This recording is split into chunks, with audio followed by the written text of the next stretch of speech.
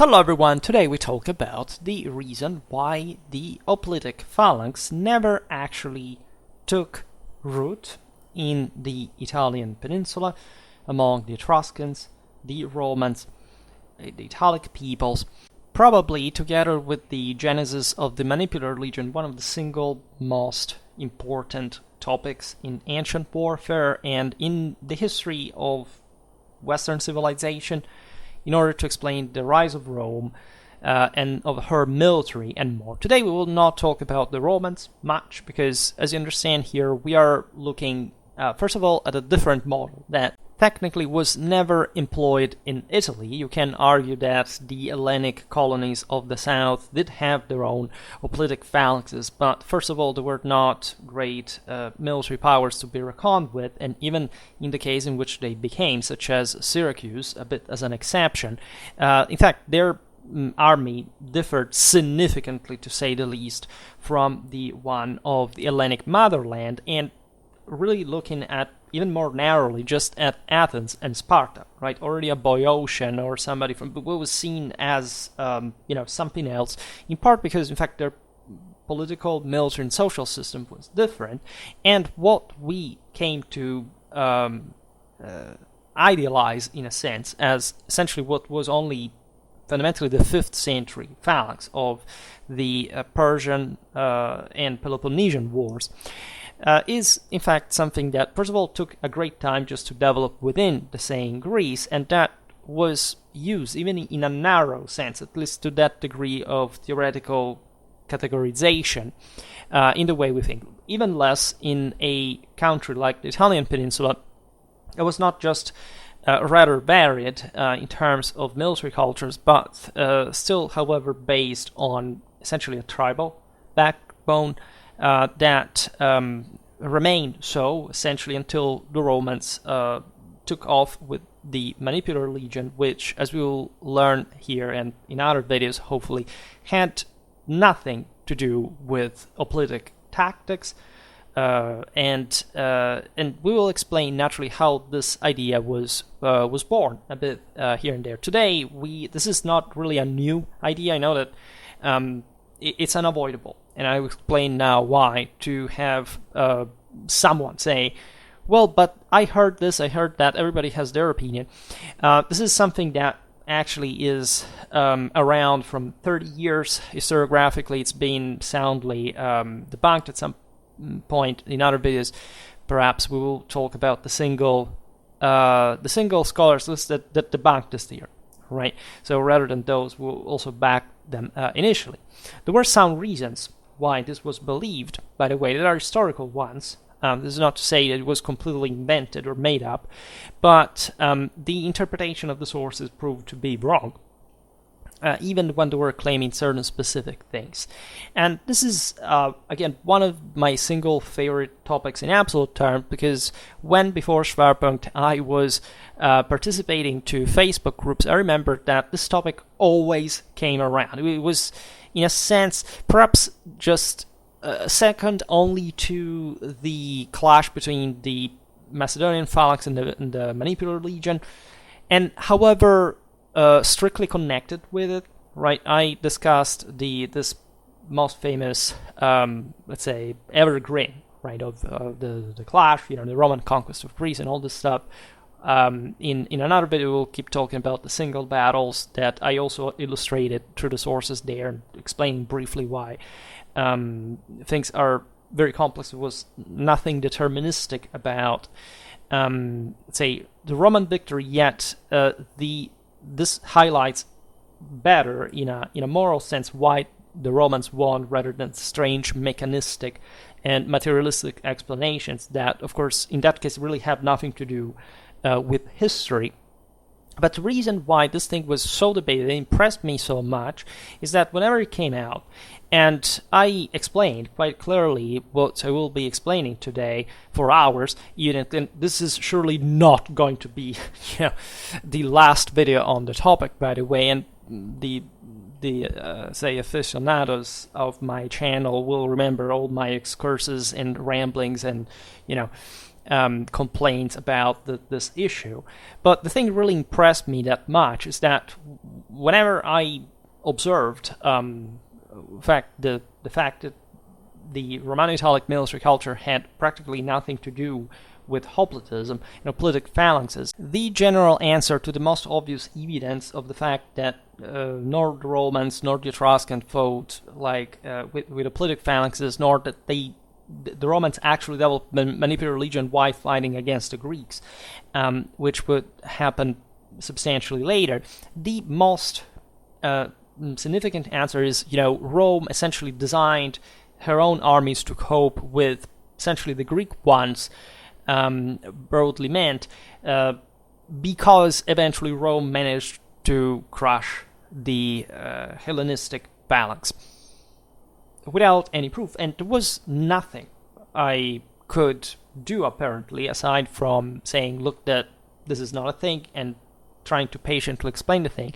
Because the guy said, but I know, I've read things, I've said, in brackets, played video games, and I'm generally well acquainted with these things, and you discovered there what I'm actually mostly fascinated with, as far as history is concerned. That is to say, how people think history, how they think the world, how they think reality works, right? And why, right? What's in their background, what's in their chain of thought, in their general experience that brings them to believe what they do. Today we will not be doing a psychoanalytic which would be very interesting as far as these ancient warfare topics are concerned, because there is apparently something so machistic about knowing how to explain these things, right? And I have nothing wrong with virility as a model, as a principle of cultural, archetypal, and ancestral reference. But I think that virility, as we've seen very often in traditional religion, consists in being able to provide with a cogent, informed, rational explanation of how things, or logical one, but with a consistent logic to these events, right? And again, I'm not the first person that, of course, comes up with the most obvious realization that the Romans never had an hoplitic phalanx in their early history, and never in any other, telling the truth, nor that any other Italic population had, nor even the Etruscans, by the way. And it is important to explain, however, why this idea came around, what is that sources actually say regarding to this, and why, and the fact that it's obviously not exactly that specific fact, aside from the general also inclination that is something we acquired, as we will see now, because of the Roman sayings themselves. That is the impression that the Romans somehow were an empty bucket that took, military cultures from everyone without apparently having one's own, right? That is something stressed, especially by those for some reason, essentially anti-imperial universal tradition mentality, cannot afford to accept that their ancestors at some point were taken over by Rome, that had actually a very specific and quite unique military culture that actually did not derive much from the copy of this or that from other peoples, but fit in, first of all, the broader universal development of art of war, as far as the general pattern, at least of civilization, goes, but exactly also because of this significantly characteristic Italic, you could say Italian considering the other non-Italic peoples involved, that surely had an Hellenic influence in some aspects that were, however, not connected nor with their order of battle, the way they fought individually, nor properly the politics, the society of Rome, and that fundamentally stopped just to some aspects of material culture. That is to say, you can fight as an individualistic warrior even in a full hoplitic panoply, right? As we will see now, that is also quite varied in Italy, and obviously very much more individualistically oriented, as the essentially the tribal background of the country will show. Also the elitistic and nobiliar one, that, for example, the Etruscans, that are also the ones that provide us with most of that sort of panoplistic evidence that is, however, just an elite thing, was not even a numerical or quantitative thing, right? The Italian peninsula never again saw hoplitism, also because the majority of these people, but within themselves, never use, right? Again, a majority of hoplitic equipment, just to keep it very simple. But there is, of course, a bigger deal. And that this cultural background is notoriously one of the least, let's say, appreciated of Rome. I think in pop culture that tends to see just the early empire as a sort of general icon, but essentially neglecting some of the most radically, distinctive characteristics of actual Romano-Italic culture and why the Roman military developed the way it did, right?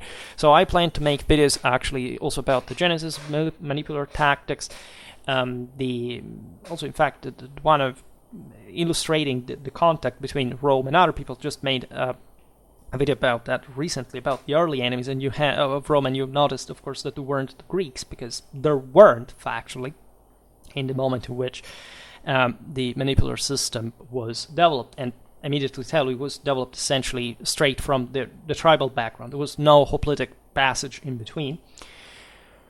We will keep talking about also the different chronology, say, that we have from the one we understand historically occurred in Rome, or historically, archaeologically. That is to say, again, there is the idea of a sort of a republican and quasi-democratic foundation at some point that was not really ever meant to mean that from the sources, but that, of course, has been boosted dramatically in the last couple of 100 years. Also for the Greeks, right? That even though objectively leaning more towards that direction, being quite a unique thing in of themselves, also weren't quite to the degree that we decided to picture them, especially after, say, in the 70s, and even in the times new military history came around, was a bit afraid of hand-to-hand combat after the shock of the Vietnam War.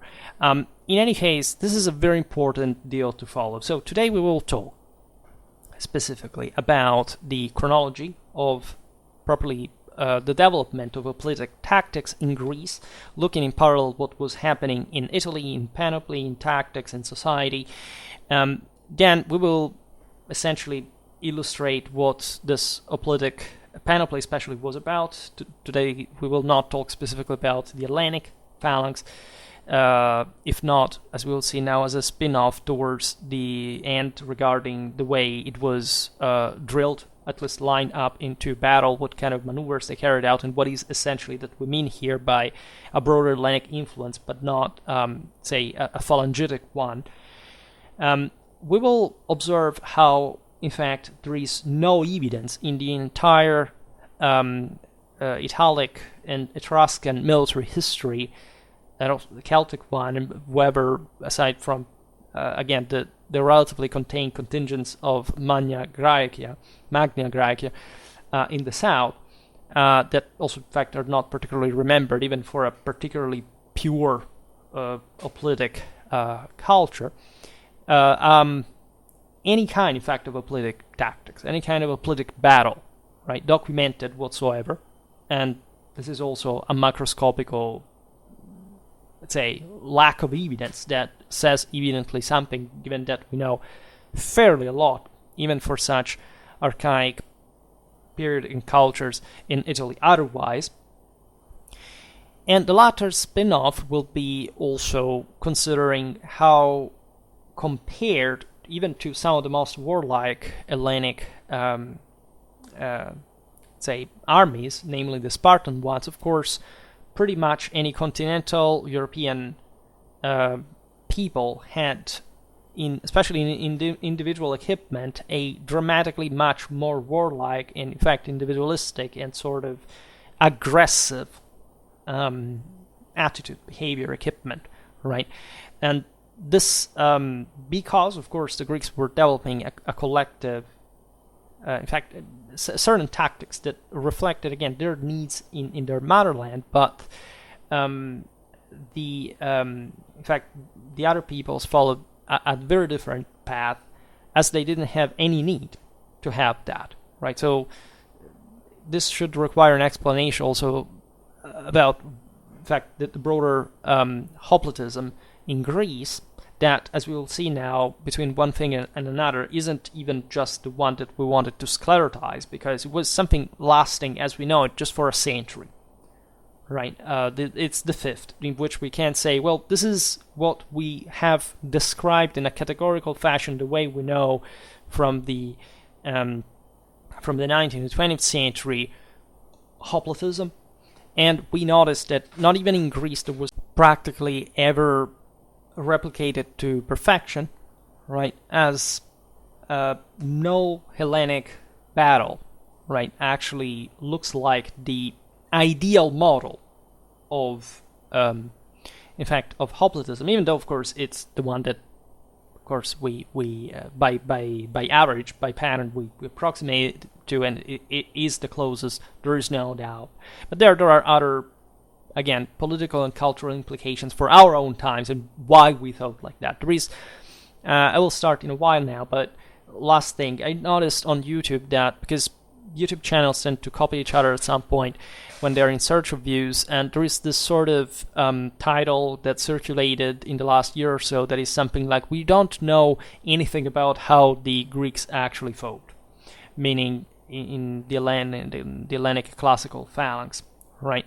Well, just from a dialectical point of view, welcome to, history, ancient warfare, and the fact that actually we know dramatically few even about early imperial Rome, right? We can actually derive much better information for some previous centuries than those ones, even though those are the most documented. Why? And the same goes for Greece, as a matter of fact. The Macedonian phalanx is much less documented, notoriously, even coming after the classical one, because society was different in the Hellenistic kingdoms compared to, in fact, classical Greece at the time of the Persian invasions or the Peloponnesian War, where things were also changing, and they had always been all along, right?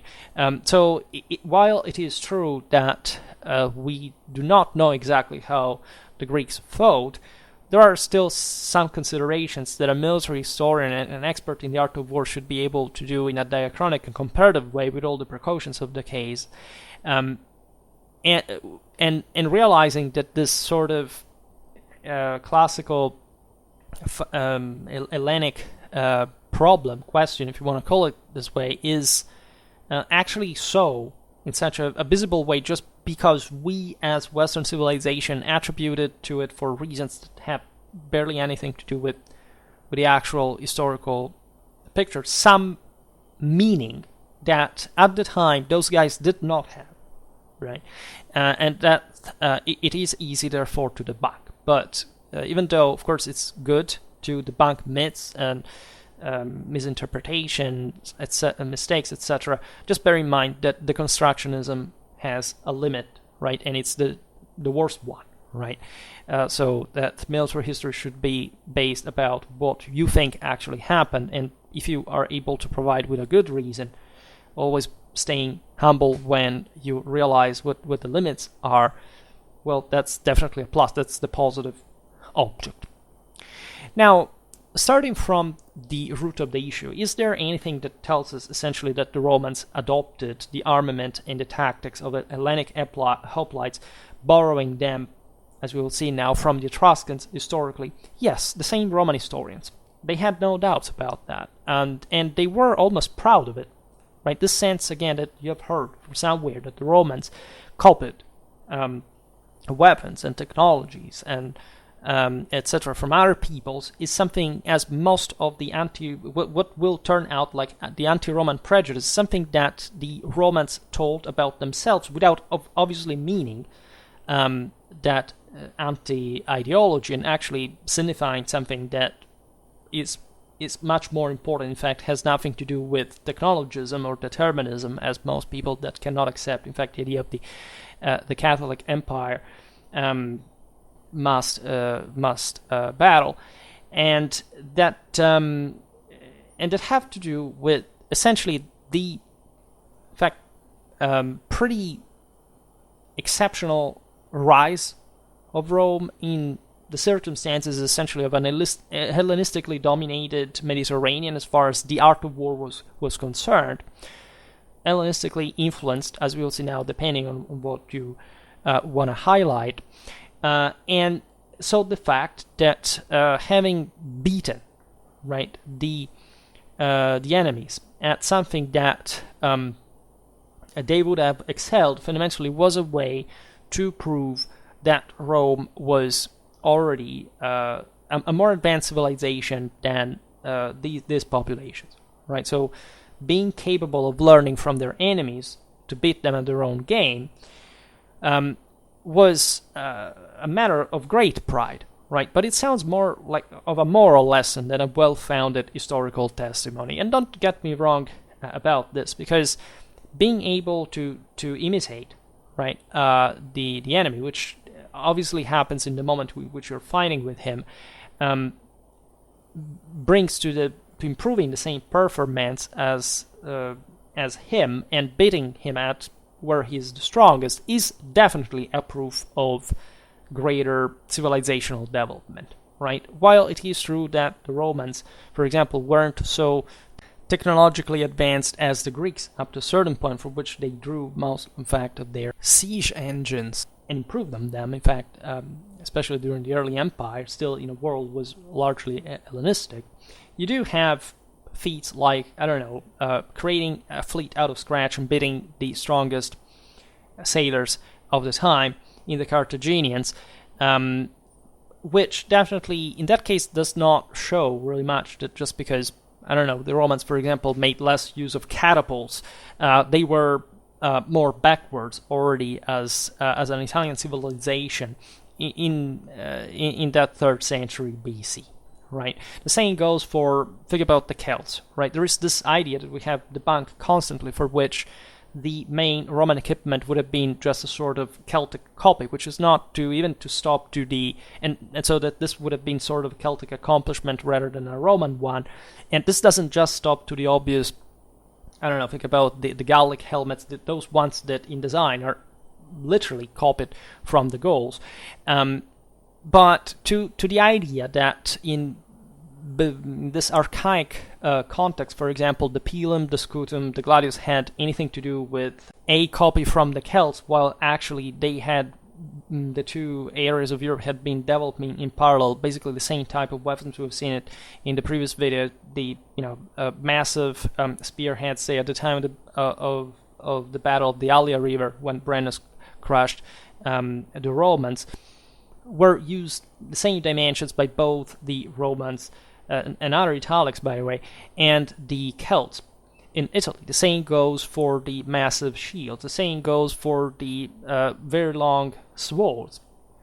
So the fact that, for example, the Gladius Hispaniensis, as a sort of hybrid between the Iberian falcata and the Latin swords, would have been some sort of, the Romans took their swords from the Celts. That's sort of pretty bizarre concept that obviously has to do with a lack of sort of technological and also history of economic, of innovation culture in general. Given that, first of all, when we talk, it's somehow strange how the same people tend to oversimplify, I don't know, a 21st century war, when there is a much greater asymmetrical, factor going on a regular basis, while we get to the Iron Age. The simple difference in designs should have been this radically and deterministically impacting factors that led this people to beat another. The same goes for pro-Roman fans, as a matter of fact. The Romans had to win over the Macedonian phalanx because they had the pilum, the scutum, and the gladius. And they even make you the little drawing which you see, the Roman that shifts the Saracen, enters the gaps and says, yeah, that's how they beat them.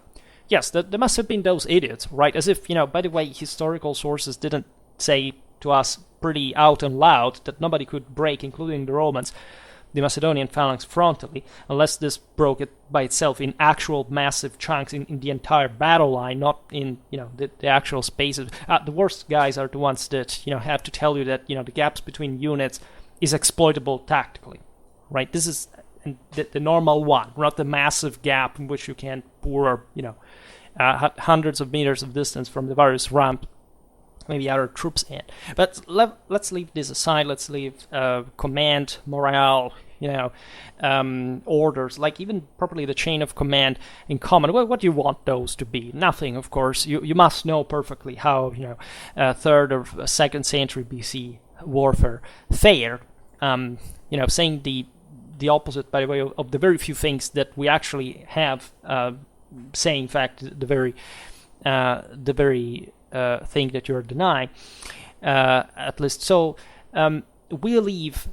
remember it, we live in a world in which the average adult actually reasons by these standards, right? So whenever you look at these times and in histories in general, be extremely aware of the fact that you perfectly know that you don't know these things if you don't, but also that others that actually know them know when you don't, right? Because they have been there before, right? We always were at some point, and then we learned a thing, and if we're explaining it to you, there is specifically a reason, which is not to make you appear like an idiot, but to try to make you grow up, which history is, and especially military history, I think, is the best, mean of in at least in intellectual activities.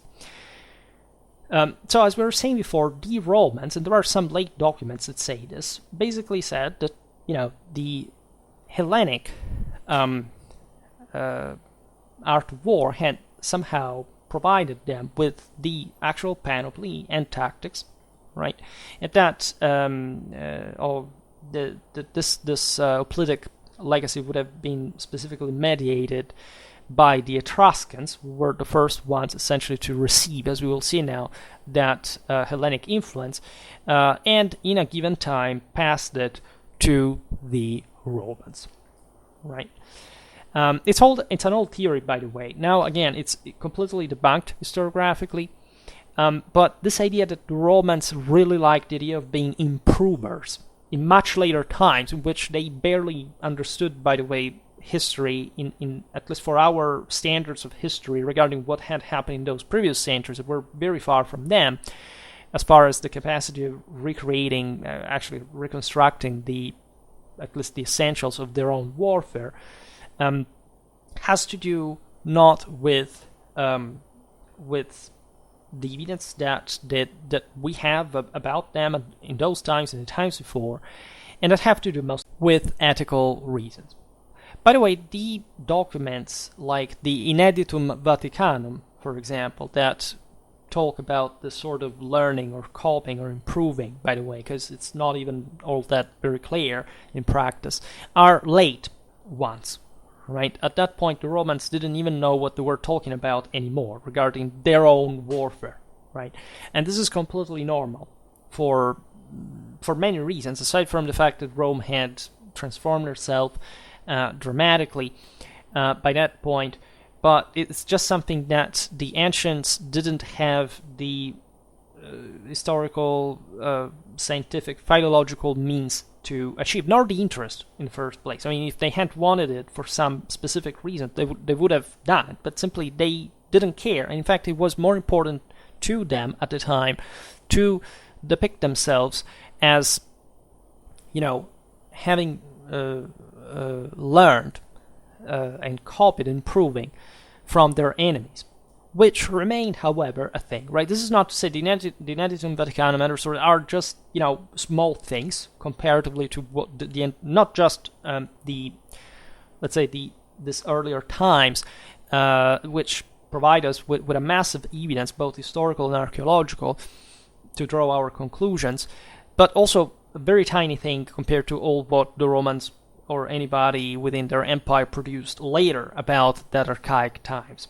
Right. So while it is universally known that when we read Polybius or Livy, etc., we barely have an idea what sources they could have had, right? And there is no way fundamentally to grasp that, which might have been really powerful once, because, as you know, in the case of Livy, the entire, again, Roman religion, even though it was, again, the archaic one that the Romans didn't quite focus on anymore, and they just essentially had this sort of awareness of in the broader ancestral archetypal meanings, but not quite in the functioning historically, right, of the earlier times, definitely shows that they had a deep sense of the past, of their identity, and they were leaving, however, in the there and now as far as their own accomplishments were required. And of course, at the time, the Romans had definitely surpassed any other people, right? If they had ever been more backwards than them, as they did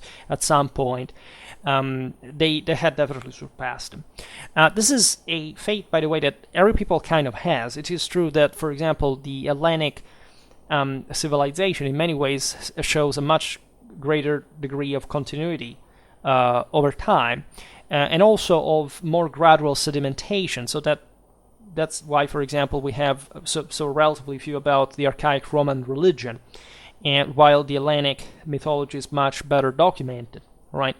Because they had greater time to ingrain that, and also during the development of the acquisition of writing, of say historical collection, inquiry. I mean, the Greeks started that, at least the Western way. But for some reason, again, it's the same idea. Some genius still believes that the Romans copied the Hellenic pantheon at some point, right? And that's really a scarcely intelligent attitude to reality in the first place, but specifically a crime against the history of religions and just culture in general. In any case, this very late tradition that drew moral lessons about where Rome had reached, right, by beating these other peoples and surpassing them, this does not match, right? Does not find confirmation in a more accurate historical and archaeological analysis of Roman warfare, and also Etruscan warfare, broader Italian one, as we will see now, right? This is important because, again, peoples, as we will see now, even in the case of the Greeks, as far as their hoplitic tactics are concerned, again, had a specific evolution that is also a relatively fast one, right? And as, say, slow as it appears still to say, of course, that they didn't invent hoplitism from a day to another, was also slower than, much slower than the Roman one, for example, that really, as we will see now, didn't even have, even if they had wanted to at some point in the early days adopt hoplitism, right, to actually be able to develop it in the first place, or having it established at some point, considering just the basics of the development of manipular tactics, the Roman political and social background. I made a bit about feudal Rome to tell you how late, until in fact the very 4th century BC, the Romans still used effectively a tribal way of war, and or had just started to acquire more orderly formations in a tactical way. We'll understand here what this means, right? Don't be, because here we are speaking Greek, right? Tactic, as we will understand better now, refers to a specific, it's a very generic term, like most military ones that we applied in a classicistic way to define these things do not actually match the actual Hellenic etymologies, right? The term phalanx is used, for example, by the Greeks to describe any kind of heavy infantry formation. For the Hellenic historians writing, the Carthaginians had a phalanx, the Romans had a phalanx, the Celts had a phalanx, simply meaning this sort of tree log that rolls everything up, and that doesn't have anything to do with the meaning of the phalanx as we have wargamistically defined, right? And that was unknown in that concept to the Greeks. Well, the same happens for tactics, right? We know tactics as the theory of the use of military forces in combat, which is, again, a 19th century general, military historian, and theorist speaking that surely knew his deal. That's why I have his avatar here. But that is, in fact, the historian was explaining what war is in the essence, whereas for the Greeks, tactics really means order, right? That's it in a military sense. Consider that the Romans didn't have in Latin a word for strategy, but I think they understood something about strategy, right? This is also the actually metaphysical meaning of the Clausewitzian theory and why you must learn its vocabulary applying to history. So we have to be quite careful about what we're discussing, because an order, their battle line that can move, maintaining the formation and being somehow uniformly drilled in order to achieve so, is what fundamentally the art of war was producing at this point in the first millennium BC as the standard of battle formations. And that, of course, there were significant differences between civilizations in the capacity of maintaining this order. And Rome was gradually acquiring this, but this has absolutely zero to do with hoplitism whatsoever. And we will see it now. So let's start from the Etruscans, because these, as we have seen, would have been the medium for the grafting of this alleged hoplitism in the Italian peninsula. So the Etruscans, as you know, had relations with the Hellenic world as early as the 8th century BC. Again, I'm not going to digress on Etruscan military culture, which I did here and there. There is even a video about the Etruscan hoplite, right? Meaning literally an Etruscan warrior with an hoplitic panoply, but that, as I explained extensively there, has nothing to do with hoplitism in Etruscan warfare. So when the first Hellenic bases appeared in Italy, in Pithecusae and Cumae, the Etruscans had actually developed already a keen interest in everything Oriental. You know that in Etruscan history, didactically, there is this phase known as the Orientalizing Oriental phase that has to do with this great, in fact, interest in mostly Hellenic stuff, including weapons, right? And the Greeks had assimilated, in turn, just from actually very short before, the fighting techniques of the heavy infantry from the east, right? First and foremost, Mesopotamian civilization, namely the Assyrians, that were the strongest power in the world at the time, and had employed these tactics as early as the 9th century BC. I have a playlist about Bronze Age warfare. We will talk a bit about, let's say, how, generally speaking, the so-called Sea peoples had already been developing, in fact, such impacting infantries that obliged a bit the Bronze Age civilization to cope with that in a critical moment for the same. In any case, there is definitely this substantial influence from the east, reaching, in fact, Greece, and from Greece, Etruria. There things go actually southeast towards Rome, but we will see now how, right? What is that the Etruscans actually mutuated from the Greeks? Importantly enough, those tactics developed as early as the 9th century BC entailed long battle lines arranged in succession with spear, shield, and sword, right? And in the following century, in the 8th, this particular form of combat arrived in Greece, probably from Euboea, so really the eastern way as well. And in the latter area, craftsmen soon became experts in parallel in the manufacture of bronze armor and good iron swords of peculiar types that would be more functional to this way of war. Right? Bear in mind, as always, is that tactics make technology, right? Not the other way around. Or if it happens for a ratio of 9-1, right? So again, erase from your mind that in any war whatsoever, technology is the edge. Technology never makes 50% plus 1. Never, in any war, but it doesn't even come close to it. It remains to a few points percentage, even in the biggest of cases. And most of what you see is just quantity, for example, industrial capacity, but more than else, really, moral force, right? So all these things do not come alone. They're all product of the same culture. You cannot deconstruct them. But the single elements, right, do not count more than that when we speak material culture, right?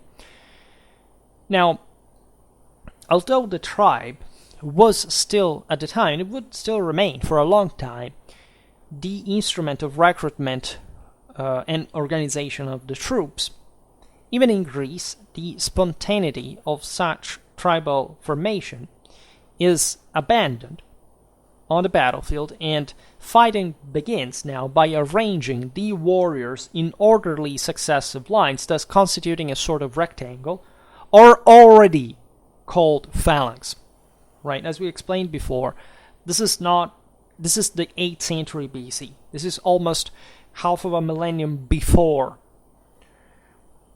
the 5th century and the fully developed hoplitic tactics that we are more familiar with.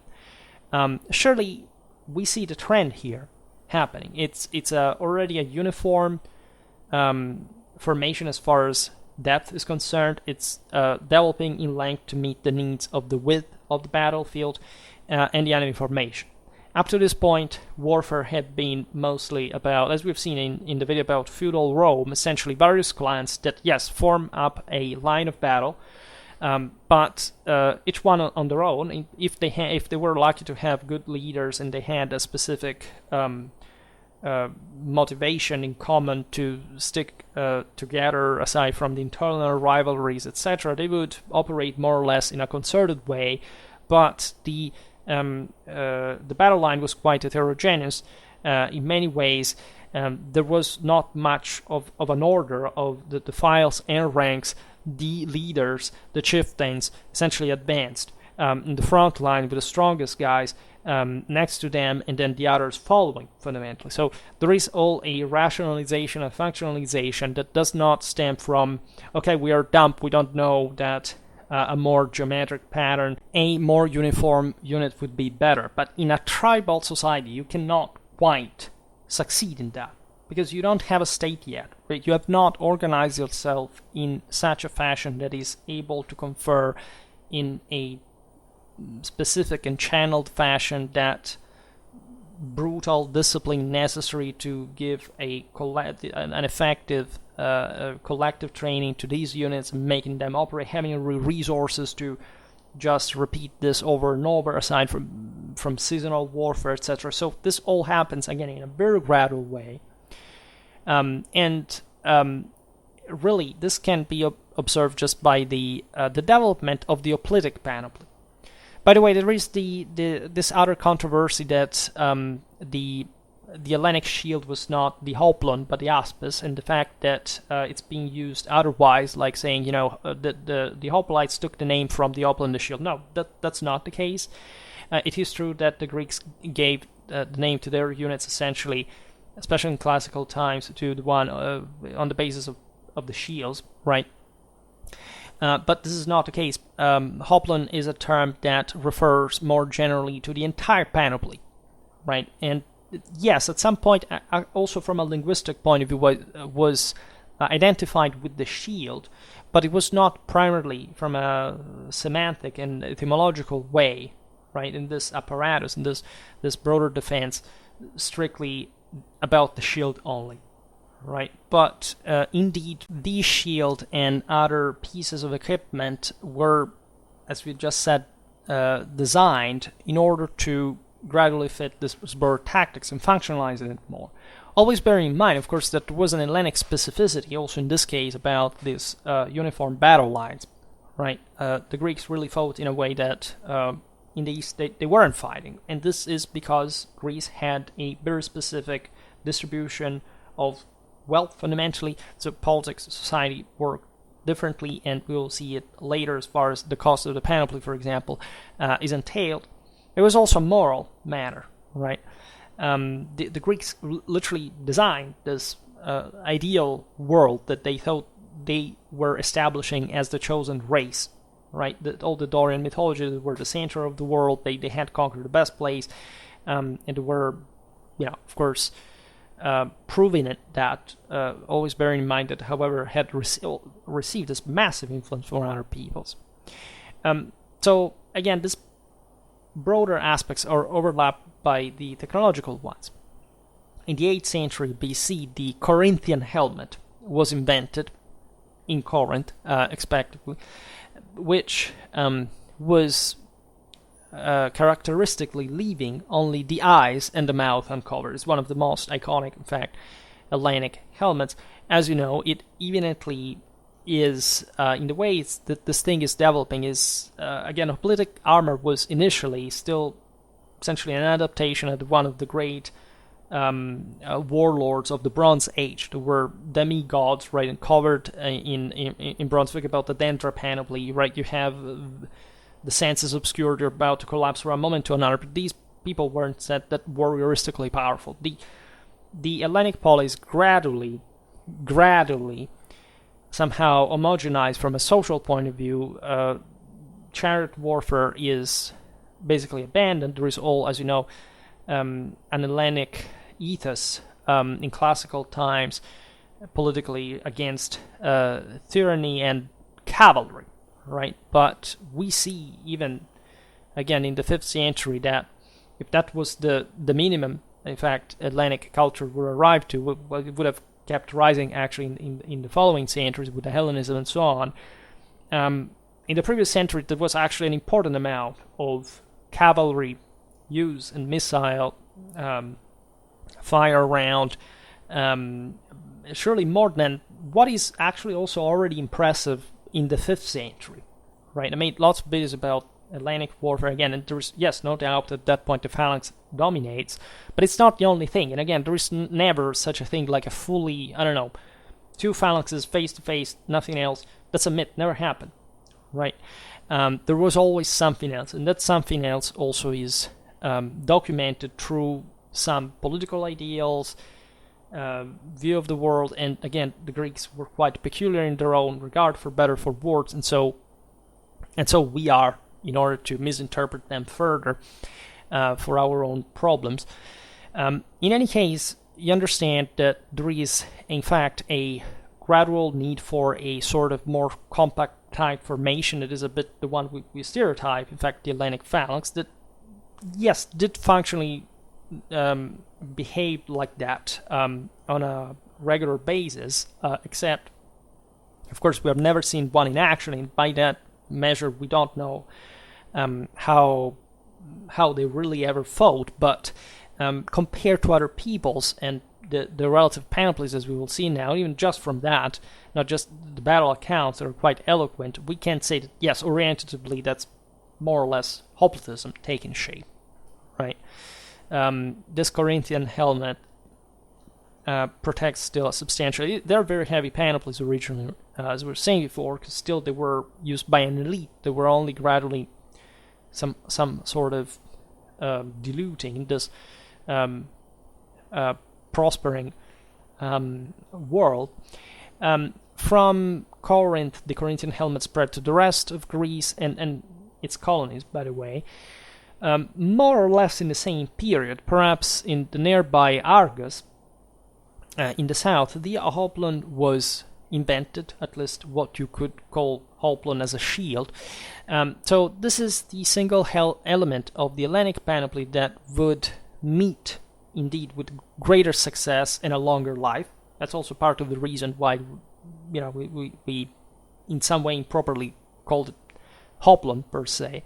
And that's something that makes you think, as definitely it is true that the Greeks had something, say, revolving around shield culture and mentality in the way, even of, again, baptizing their own units like that. This was essentially a circular shield of 80-100 centimeters in diameter, with a markedly convex shape obtained by working its solid wooden structure, which can be reinforced by superimposing a very thin bronze sheet, like we're talking about half a millimeter thick, right over the entire external surface, which gives it, when polished, almost the shine of a mirror, right? And it was an important mean of identification. There was a lot of also customized patterns, as you know, so to prove that it wasn't quite just a uniform world, but definitely the hoplon takes this form to remain, and it's important to understand, in fact, its characteristics, also to understand the type of combat that thus the Greeks engaged into. Lighter and cheaper shields did exist and would remain. The famous oval shield Etruria, etc. People think, it was even in that case imported by, the invading Celts in the Balkans, or the Oscan mercenaries of Pyrrhus. There had always been, if you read some stories of even of Pericles, etc., of course, how many types of shield can you think of? Right? It's just a shield. It's not something that requires genius to develop. It's tactics that make that, to meet the needs of course, of troops that are facing a type of war that, for obvious political reason, changes much more quickly than what you can adapt, because reality does, right? Way more than you can understand it, and so it's all about the functionality in many ways. The lighter and cheaper shields had also metal reinforcement only along the circumference of the same, and of course initially there were other warriors, especially the ones from the retinues of these actual hoplites, were still pretty much that sort of individualistic initially, before again all this sense of sort of homogeneity, collective effort, and minimal, say, individualization, as far as especially the warrioristic individualism was concerned, would kick in, right? A distinctive feature of the hoplon is also the fact that it was supported in an innovative way. The handle was made up of two grips, like a central one in the shape of a semicircle called the porpax, through which the left forearm was passed up to the elbow, and one at the end of the shield, the antilabe, a rope that was gripped by the hand. There are beautiful illustrations of this, and more or less we know how it worked, right? This type of grip was perhaps invented in Caria, by the way, so a bit at the frontier of the Hellenic world in Asia Minor, and it allowed the weight of the shield to be distributed over the entire forearm rather than just the hand, right? And a further support, and in this sense, important characteristic of the hoplon alone is that the shield could be essentially supported by the left shoulder, right, which can thus be used as a support for the markedly convex upper edge of the shield, which had the obvious function of distributing the weight between the forearm and shoulder, so that this 8 kilos of average weight of the hoplon can be better withstood by the warrior. Now, this first aspect, the italic scutum was also 8 kilos, and the Romans wielded it just with their hand. It's just like you hold a luggage, right? And in a much more dynamic way than at least how in hoplitic warfare the shield is wielded, right? Which already tells you in this sort of compactness of formation it had to sustain itself in order to push through and somehow still not exalting at least acts of individualistic heroism. I mean, even though the Hellenic hoplite would do this, especially in the early days, right, and still later, right, especially if it's not properly well trained. And this is something that we tend to, generally speaking, overlook, right?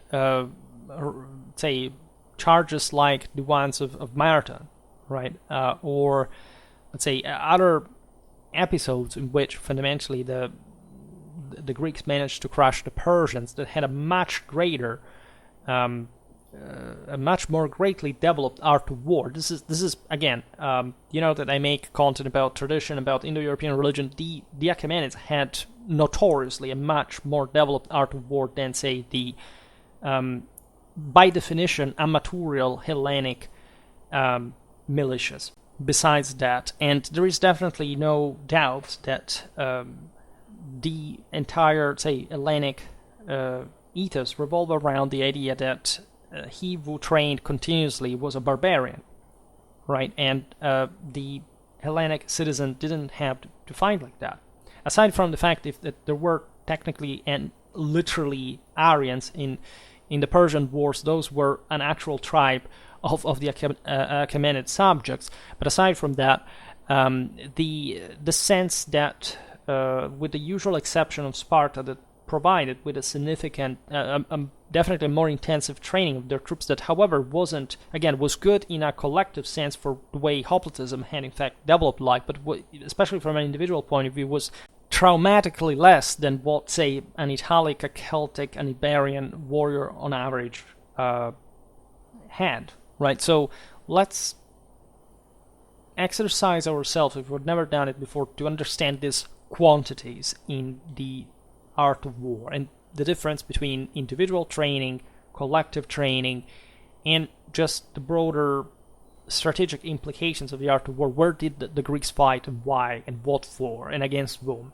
right? And what did the early Romans fight, what for and against whom, right? This is what explains everything, right? And that's where, if you don't have a background that clearly outlines this picture, things get all complicated, because you will just start making the art of war on the basis of, I don't know, how long a weapon is, which has nothing to do with essentially what is going to happen in the end, right? In any case, together with a bronze helmet of various shapes and the doru, a solid spear 2.5 meters long and more, again, as was also the case among other peoples, the hoplon as a shield constitutes the fundamental nucleus of the hoplon, understood instead in the sense of the broader Hellenic hoplite panoply, which could be completed by greaves and armor in bronze, partial or complete, especially in the early days. If you look at notoriously the heaviest Hellenic hoplites, were really still men of bronze, right? It was all gradually developing in a very, very slow way across the centuries. And we say, oh, well, at some point the Greeks invented hoplitism. That's not quite the thing. And a bit like, again, this other continental peoples, originally those Hellenes were really more warlike and individualistic themselves. But in any case, let's go back to Italy, because all the weapons we described here, in particular the hoplon shield, were found in Etruria and can be dated from the mid-7th century BC. Images depicting warriors equipped with the hoplon also appear in the same period in beautiful Etruscan art, tombs, etc. So we know that as far as the material culture was entailed, like the Etruscans were a civilization, they had city-states of some sort, like in a much kind of looser fashion, both in internal solidity and overall connection, right, than the Hellenic ones, and that also should ring a bell. However, both archaeological finds and images in the Etruscan world have given us also warriors, yes, with the oblon, but also armed with javelins or other weapons, such as the typical Etruscan axes.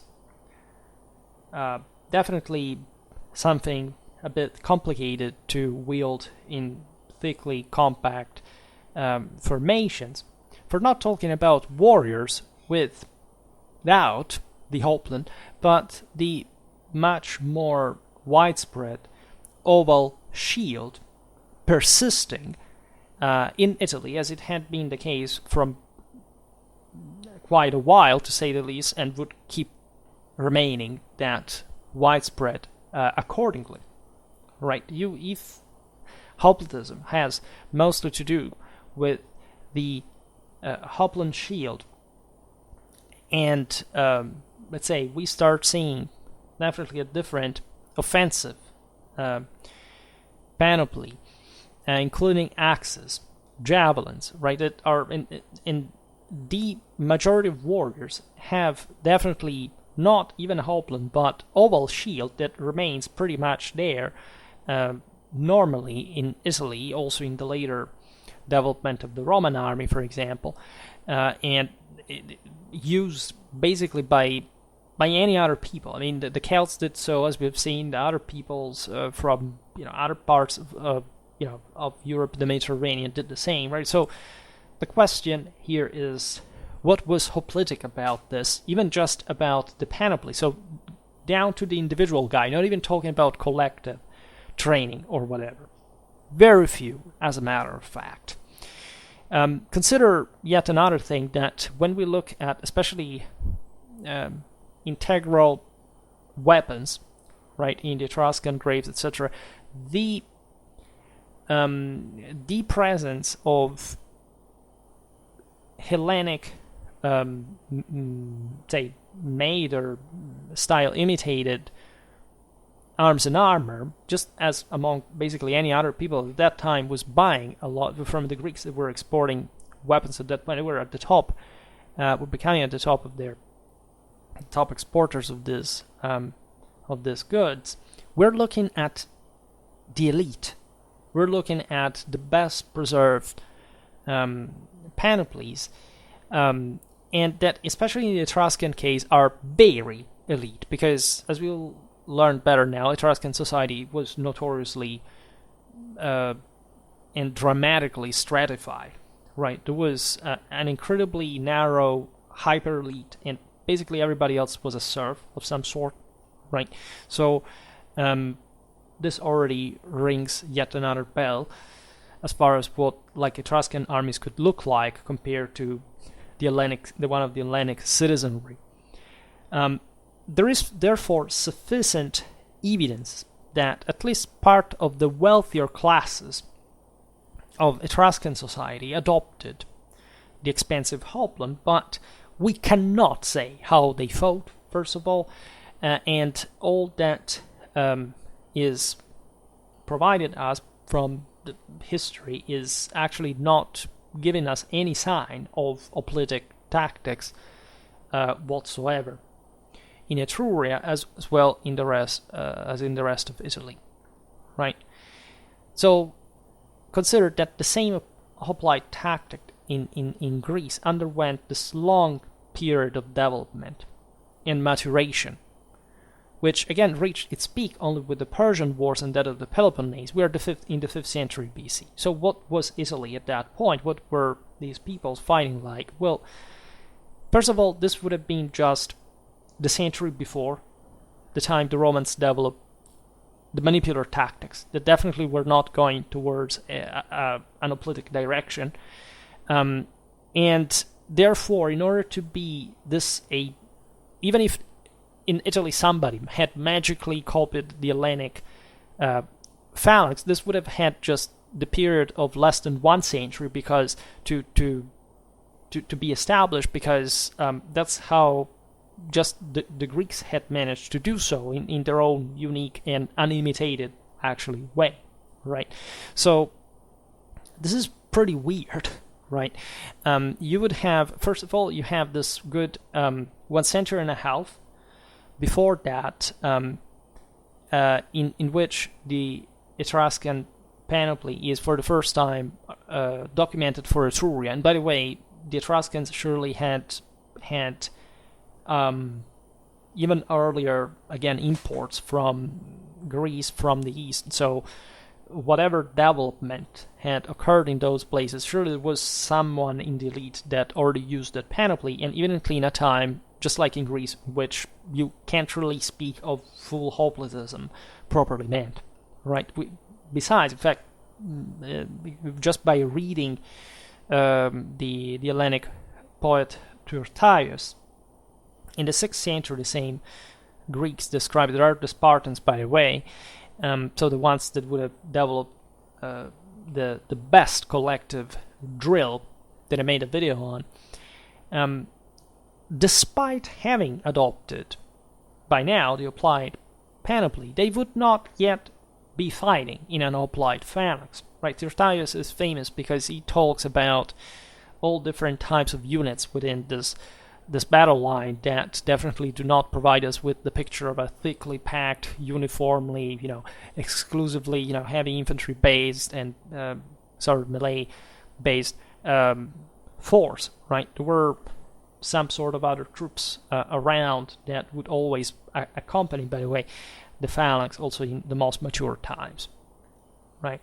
In any case, in the period in which, again, with the chronology here, the 4th century, for which anybody should have adopted this full phalanx, in another country, nobody knows for which reason, by the way, the Hellenic phalanx had only now reached the level of perfection, let's say, that would be able at that point to perform more complicated evolutions on the battlefield, would manage to charge consistently at fast pace while maintaining order and compactness among the men, which was a big deal. That, again, these were not professional soldiers. They had this massive problem in keeping the phalanx advancing in a rectilinear fashion. That's why they had, for example, all the toughest men on the right, because they had to counterbalance the push. This happens more or less in all formations, but while, for example, Hellenic and Hellenistic formations always have one wing that is stronger, in fact the right one is stronger than the other, you notice that other peoples, including the Romans and other barbarian populations, actually had normally a perfect symmetry, because they were not actually that, sort of swinging because of lack of, general cohesion or whatever. They were all, even if they were less drilled or orderly lined up, they had a much more brutally aggressive-minded kind of, I go there and cut people to pieces until basically I exhaust myself, and if I'm still alive in the process, right? Because this is the only thing they did, right? That sheer level of violence is not to say that Hellenic warfare was, immaculate, but it was definitely the one within Greece of a specific, say, management of war, specific organization, a specific, say, performance, sort of limits, sort of, let's say, habits, right? Something that, of course, if you can find yourself in the condition of practicing, you will choose to favor your situation, so not straining you dramatically. Already with the Peloponnesian War, you realize that, of course, to have a thalassocracy, you have to fight elsewhere outside, so you start hiring foreign mercenaries. They are more skilled at that kind of different fighting. There is more cavalry in, there is more professionalism in. It's not anymore about seasonalism. So these are all notorious things as far as the development of Hellenic warfare is concerned. But this is the timeline. And so you immediately realize that for the chronology of a phantasmagoric Italian phalanx right in the heartland of Latium or Etruria, there is definitely some problem, right? And no, there is no evidence that, for example, the I don't know, the Oscans living in southern Italy, bordering the Hellenic colonies in the region, fought in a more compact or hoplitic style. This is a huge, I don't even know how to qualify it as a sort of charlatanery, because I've heard it repeatedly, even among other peoples, like the BS that, I don't know, the Gauls, let's say, living in the south had more phalanx-like type of armies because, there were the Hellenic colonies in southern Gaul. This is utter BS, right? The entire, there is no, essentially, you see, you fail to understand properly the nature of Hellenic culture. The Greeks settled on the coast. They cared only about that, and they wouldn't go in the hinterland. Just 30 miles at best was controlled by them there, and then they were all about sea. This is something that goes on forever, even in the Byzantine period, throughout history. There is no difference whatsoever between a Celt fighting closer to the Greeks or 1,000 kilometers, well, that's maybe too much, let's say 500 away, right? And it's not normal to think that. First of all, because there is no evidence whatsoever of this. And secondly, because even when we have more evidence about peoples and how they fought when they're close to these guys, we realize that there is no connection between the two things, right? Essentially, all the barbarian see this thing of the battle line and its compactness, that was already a universal thing. What we will define better now as tactical order, in the Hellenic sense of tactics, is something about the uniformity, the actual order, right, of the formation, and the capacity of moving and performing certain maneuver, having this collective training fundamentally. And it doesn't even tell. In fact, as we've seen, the Greeks called phalanx pretty much everything that looked like a battle line, right? So even the Oscans of southern Italy are famous mostly because of their skirmishing tactics, even though they surely had heavy infantry battle lines, but that were in fact very far from looking like an hoplitic phalanx by any stretch of the imagination.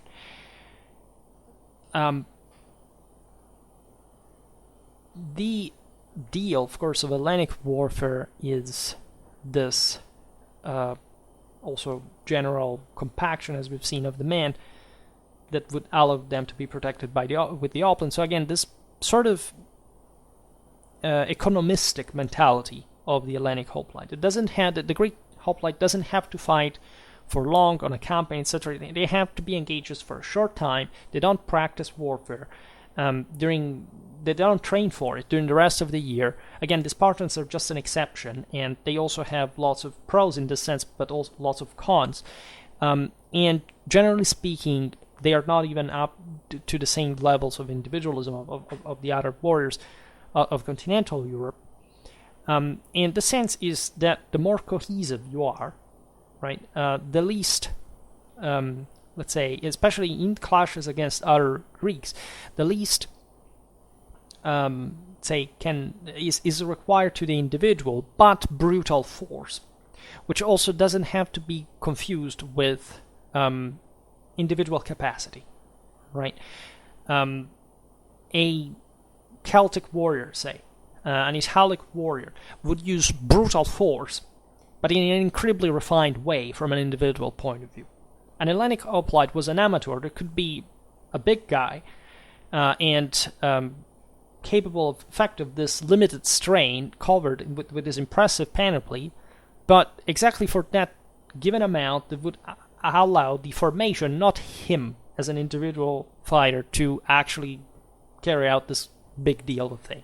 Right, so the idea of the wall of shields that would protect, in a way, the hoplite phalanx as such, behind of which brandishing your spears, and with the final objective of acting like a steamroller that overwhelms the opponents with this coral and irresistible push, is more or less all what is required to these guys.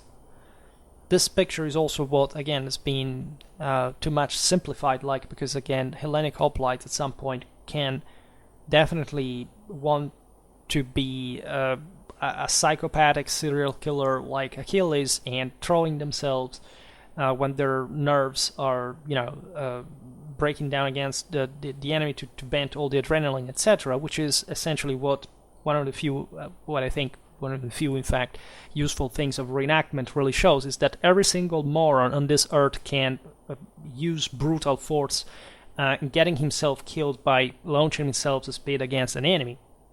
This has literally nothing to do with being a killing machine, right? Being a person who comes from an unspeakable background, right? Like the one could be, in fact, also the one of a professional soldier, like a Macedonian Ceresophoros, or even more, a Roman legionnaire, and essentially going only at the most, functionally effective way of terminating the person live in front of you by maintaining, of course, the coldest nerves as possible, right? Everybody loses it at some point when under a significant amount of stress, but that if you are trained specifically in a professional way, in which somebody kicks you in the face every time you start even remotely thinking that you have anything to say besides the order that you're being given to execute, and then at that in which you are channeled exactly to exalt your manslaughtering inclinations of your, just recently, abandoned tribal background, like the one, in fact, or a Romano-Italic warrior could be. Well, there you can bring two things, definitely, like the one you see during the Macedonian Wars, that are not even just something you should be given for granted in the outcome, right? Because if a people was stupid in the way they fought and the others wasn't, there wouldn't be a war, right? They wouldn't even fight, right? But most people actually think that war is about this, and if anything, this talks about their own personal stupidity instead.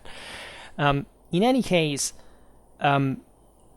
between Greece and Etruria, there is a substantial social and political difference, as we have already understood, which makes also the literal adoption of hoplitism problematic in a broader way, right? As we have said, hoplitism presupposes those very particular conditions of homogeneous society, because the applied phalanx is a community of equals in arms, ideally inspired by the precepts of the legendary Spartan legislator Lycurgus, while the Etruscans are strongly segmented into social classes, right? And if in Greece it is estimated that at least half of the male population could afford the expensive hoplite panoply, right? In Etruria, it is the local noblemen who arm their clients in case of war. They're completely different scenarios, right? While it is true, of course, that a minimal, organization supply from the above had always occurred in Greece, also in the most strictly political times, meaning the polis. The average peasant citizen was fundamentally the one who could afford at least the panoply that, as we've seen, was not designed to require a specifically intense training, right? The Spartans, banally, were the only Greeks to be trained specifically to wield the sword, right? Or at least they were much better than the others at doing so, right? So that even when you look at this massive Greek swords, you say, well, they're of course very good for chopping, slashing, and cutting to pieces in a somewhat unrefined way, and you must be trained to use that effectively. But they're still there. They're not little daggers, as people think. Also, for some reason, the Roman the gladius beam, right, or something. So these were things that could cut like hell entire limbs without much of a problem. For which, especially the Romans, had a certain bloody taste, apparently, from their tradition of human sacrifice in this Polyolympiad. I know that what had been actually all of these people's past at some point. So consider this in a world like Etruria as well, that definitely was not like Greece. It was incredibly elitistic, which means that the nobility was incredibly, autocratic, arrogant, violent. Etruria had also a significant cavalry tradition. In the early days, they had war chariots, but still they had important contingents later on, not prevalently, but still, showing you what at that point, in fact, also the Bronze Age chariot warfare legacy had been in the same Italy. There are Latin war chariots, as a matter of fact. The Romans did use in that early day, of course, chariots in battle, right? And significantly, these Etruscan oligarchs, warlords, kings and priests at the same time, think about the Lucuma, right, were massive landowners, to say the least, over which lots of people, essentially peasants, broke their backs every day for supplying a contingent of, in fact, nobiliar clients that would be thus armed by the noblemen in case of war as private retinues, as a matter of fact. So again, even when you look at Etruria as, again, the capitalist, we don't even know technically which all these 12 cities would have been. But these cities are a bit like, they're not Hellenic ones, right? They're somehow more similar to medieval ones, with guilds of, again, different oligarchs ruling a bit on their own, having, dynastic ties with the oligarchs of other cities, and, marrying to each other, controlling more land, all this stuff. So something very different from Greece, that would have looked at this as, at this point, like, that this is a tyranny, to say the least. These are barbarians, because this is effectively what the Greeks thought, literally, of everybody. In any case, it's evident that hoplitism in Etruria could quite not work, right, in the way we understand. It's not even about saying that there was not such a thing like a pure hoplite model in Italy. We simply don't have any evidence that any kind of hoplitism was adopted in the peninsula, right? Not even a hybrid, right? Because even if you look just at the panoply, that's dysfunctional for it. So at a bigger level, it's going to be even more, right? So whatever was drawn from Greece and whatever the later sources meant was not what we conceive as hoplitism and hoplite tactics, right? Because these were completely unsuitable for the social context and the Italian military traditions that were much more tribal.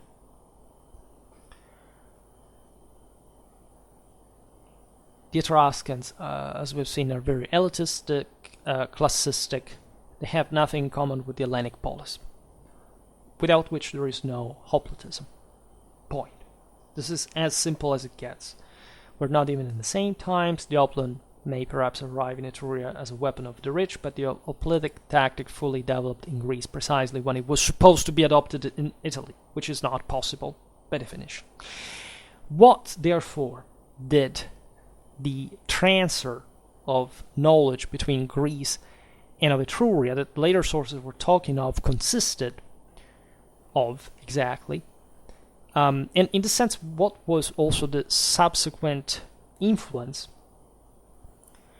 in Rome, right, to Rome? Since in the world there is not just the Ineditum Vaticanum, we can find an illuminating clue in the work of the Deipnosophists of Athenaios by Naucrates.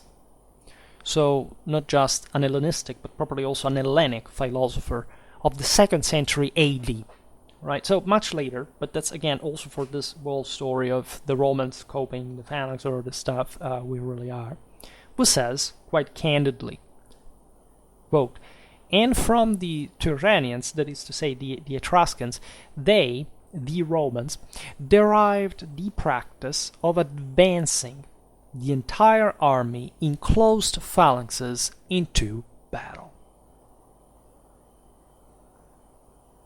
Reflect on what he is actually saying. He says that the Romans, through the Etruscans, derived the practice of advancing the entire army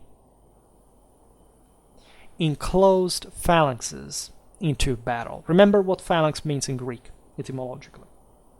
Not what we mean by phalanx, right? In other words, this guy is telling us that before this time, the Romans and the Etruscans did not have the same way of advancing, the same battle order than the Greeks into battle. Right, so this is not even a tactical thing. This is also an operational one. They didn't have a system to make the army march likely in an order of battle, right, without having to eventually line up all the soldiers on the spot through the tribal fashion. And so this way that still was normally forming a line that at that point tactically had also to advance. In fact, sometimes also consistent distance, right, if you measure actually the lengths of battlefields, they could be importantly long, maintaining that order, right? This is an incredibly precious statement. Again, the guy leaves how much before? More than half of a millennium later. Right, or right around that. But evidently there was an awareness in the Hellenic world at this time dominated by the Romans that the thing had gone along this path, and here Athenaeus is quite clear, telling the truth in his expression. This is not first of all, it's not a Roman talking, but it's also not just a statement claiming, by the way, from a Greek, that in this case that the Romans had simply copied the Greeks the way they fought, in the way the formation, right, worked, in which the way they actually fought into hand to hand. He says none of this, right? He doesn't even talk about the equipment, of course. So this is perhaps the decisive revelation. The very existence of what in Hellenic is called the techne tactike. That is, not what we mean Clausewitzionly by tactics, simply, but the very tactical art in itself, which we're going to explain a bit better now. I already profiled before. It's a sort of order, right? It's the way essentially you line up your troops, and you're also able in that sense implicitly to, as we've seen, having them advance in the same keeping the same formation, which, as we've seen, had been a big deal for the Greeks themselves, that had this, generally speaking, poor collective training, but succeeded even in crucial moments for their own independence to maintain, right? So what does this mean in practice? In practice, we have no hoplitic type of combat at all, right? Essentially, in Italy, combat remained tribal and archaic, and applied tactics understood only as orderly movements of troops that could thus surpass the clanic organization and behavior in battle, were indeed a bit of a revelation for the Romans, for other Italian peoples. And yes, they definitely were influenced by Greece. There is no doubt about the fact that at that point it was the country that had the greater let's say, achievement in that capacity, and so also some of the very strongest contact with the Italian peninsula. As much as it is true that the Romans would, and other peoples, even the Etruscans had somehow already adopted a bit of this, that to put them to good use. But nowhere to be seen an hoplitic formation like the one you would see in Greece. It's the simple order, filing rank, and maintaining cohesion that was something we've seen in Roman archaic warfare was like achieved after a relentless effort and fight, literally, not just against other enemies that fought more or less still in that kind of tribal and archaic fashion, but on the very Romano-Italic legionnaires that were to be transformed from warriors into soldiers, and de facto professional ones, because as we've seen, the Romans practically managed to militarize their entire citizenry, meant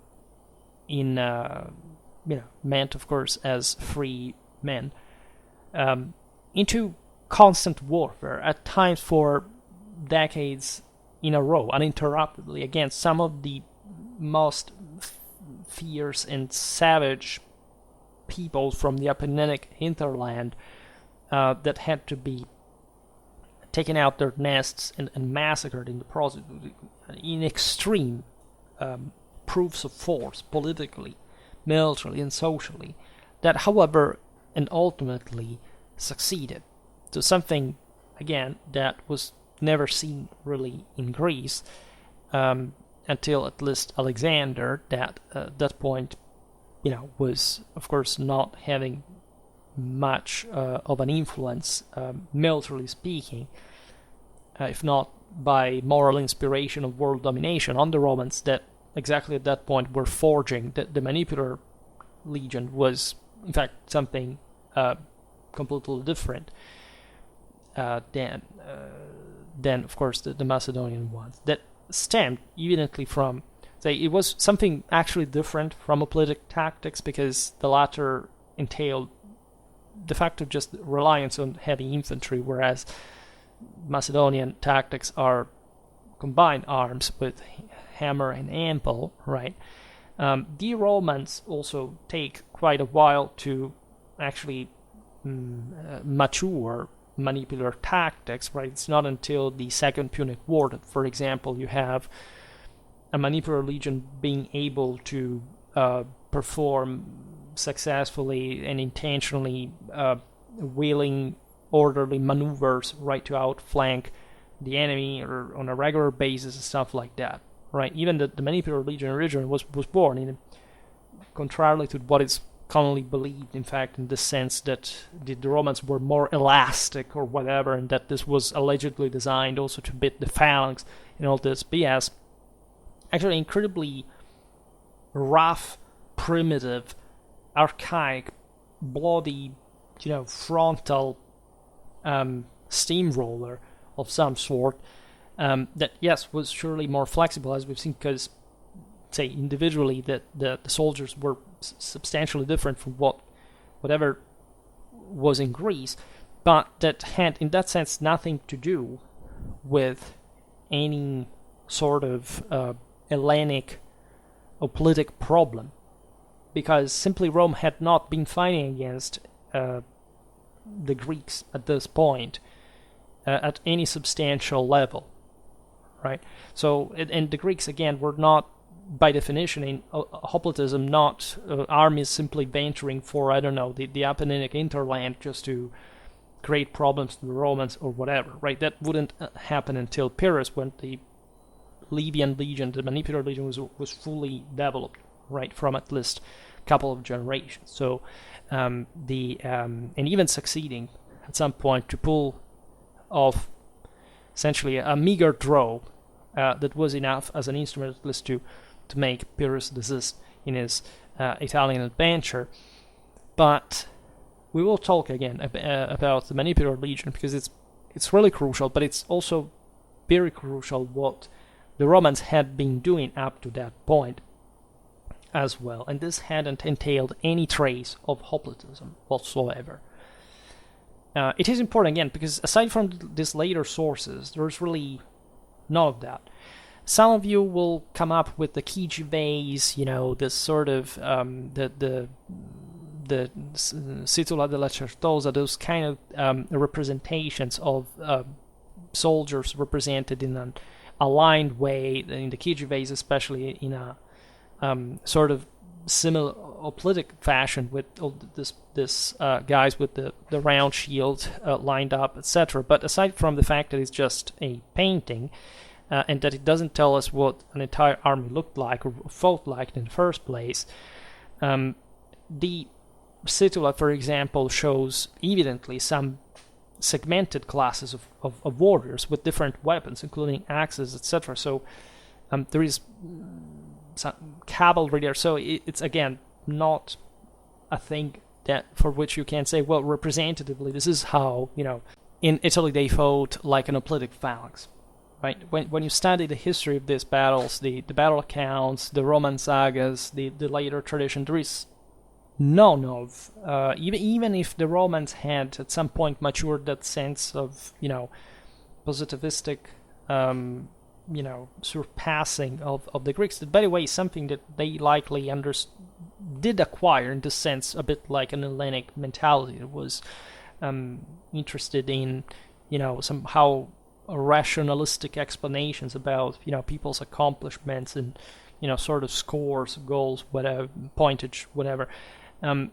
These entire sources do not, if you read Livy, they don't talk at all about any kind of hoplitic warfare, but not even remotely. There is no evidence whatsoever that it's all sort of tribalistic fighting. There's a lot of cavalry, and there is multiple battle lines. There are in fact sections. Again, everything that is practically against what Hellenic warfare in classical times had distinguished itself uniquely for, and that evidently was not there. Not even talking about other peoples, by the way. So not talking about the Etruscans that you find this, or even less in any other Italic tribe that was very much, in fact, tribal, clanic in nature.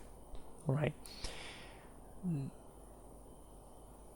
In other words, again, good order, which is also a general principle, right, of good conduct, right, in war, as obeying orders, staying in line, respecting authority. This is, as we've seen, what the Romans struggled dramatically with.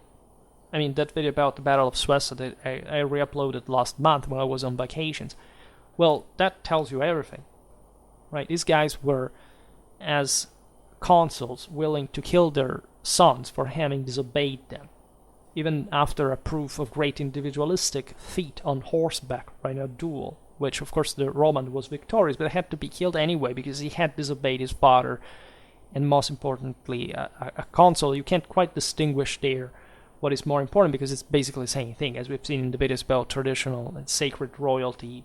Those were prerogatives that belonged to Jupiter itself, right? So that's quite a thing that you don't see, like especially also even in Hellenistic times. You realize that Roman discipline was something unspeakably vicious compared to anything that even the Macedonians had instated, apparently in their discipline. Things like the Statute of Amphipolis or whatever.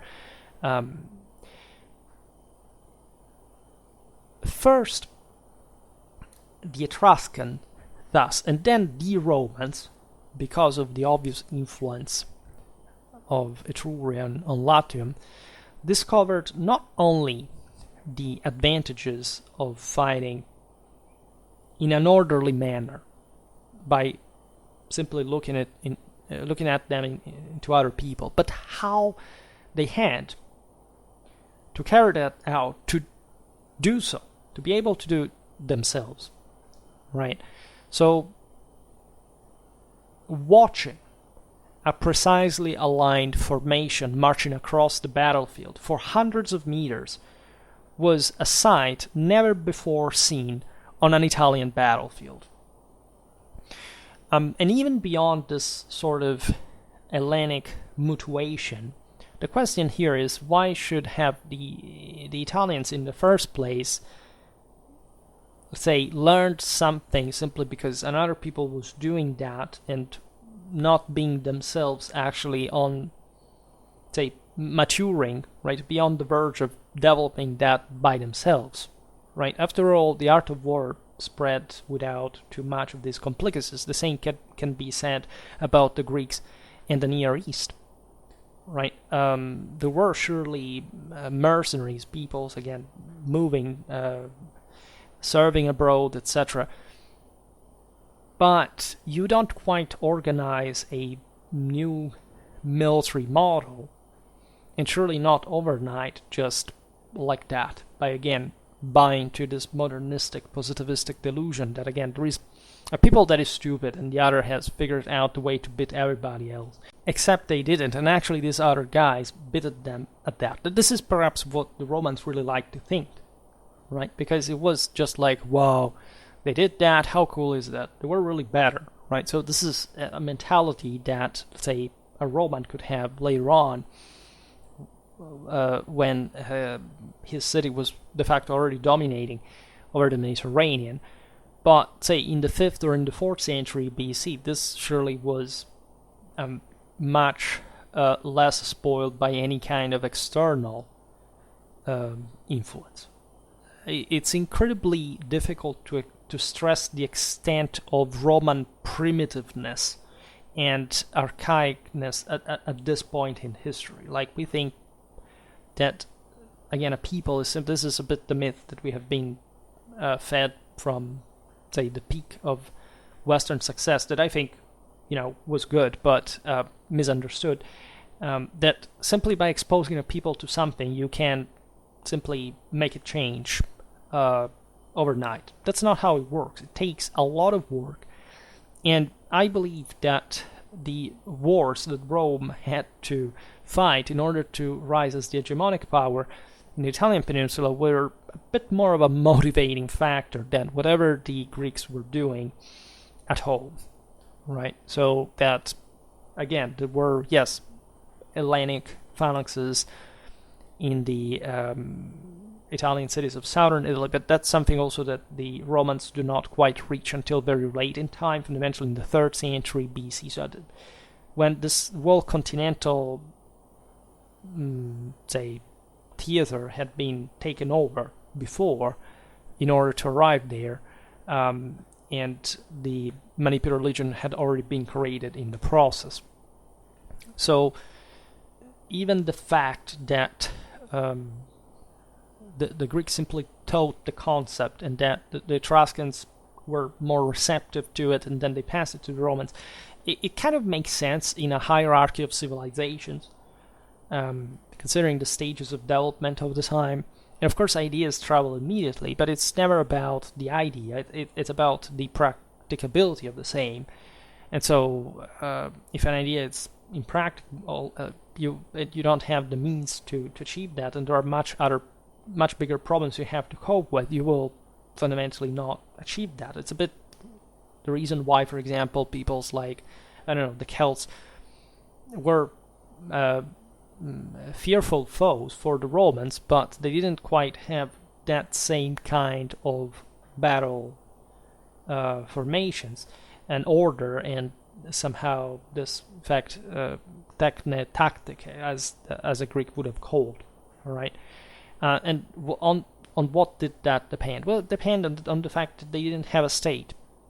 They didn't have an intensive concentration of public authority capable of delivering that collective training.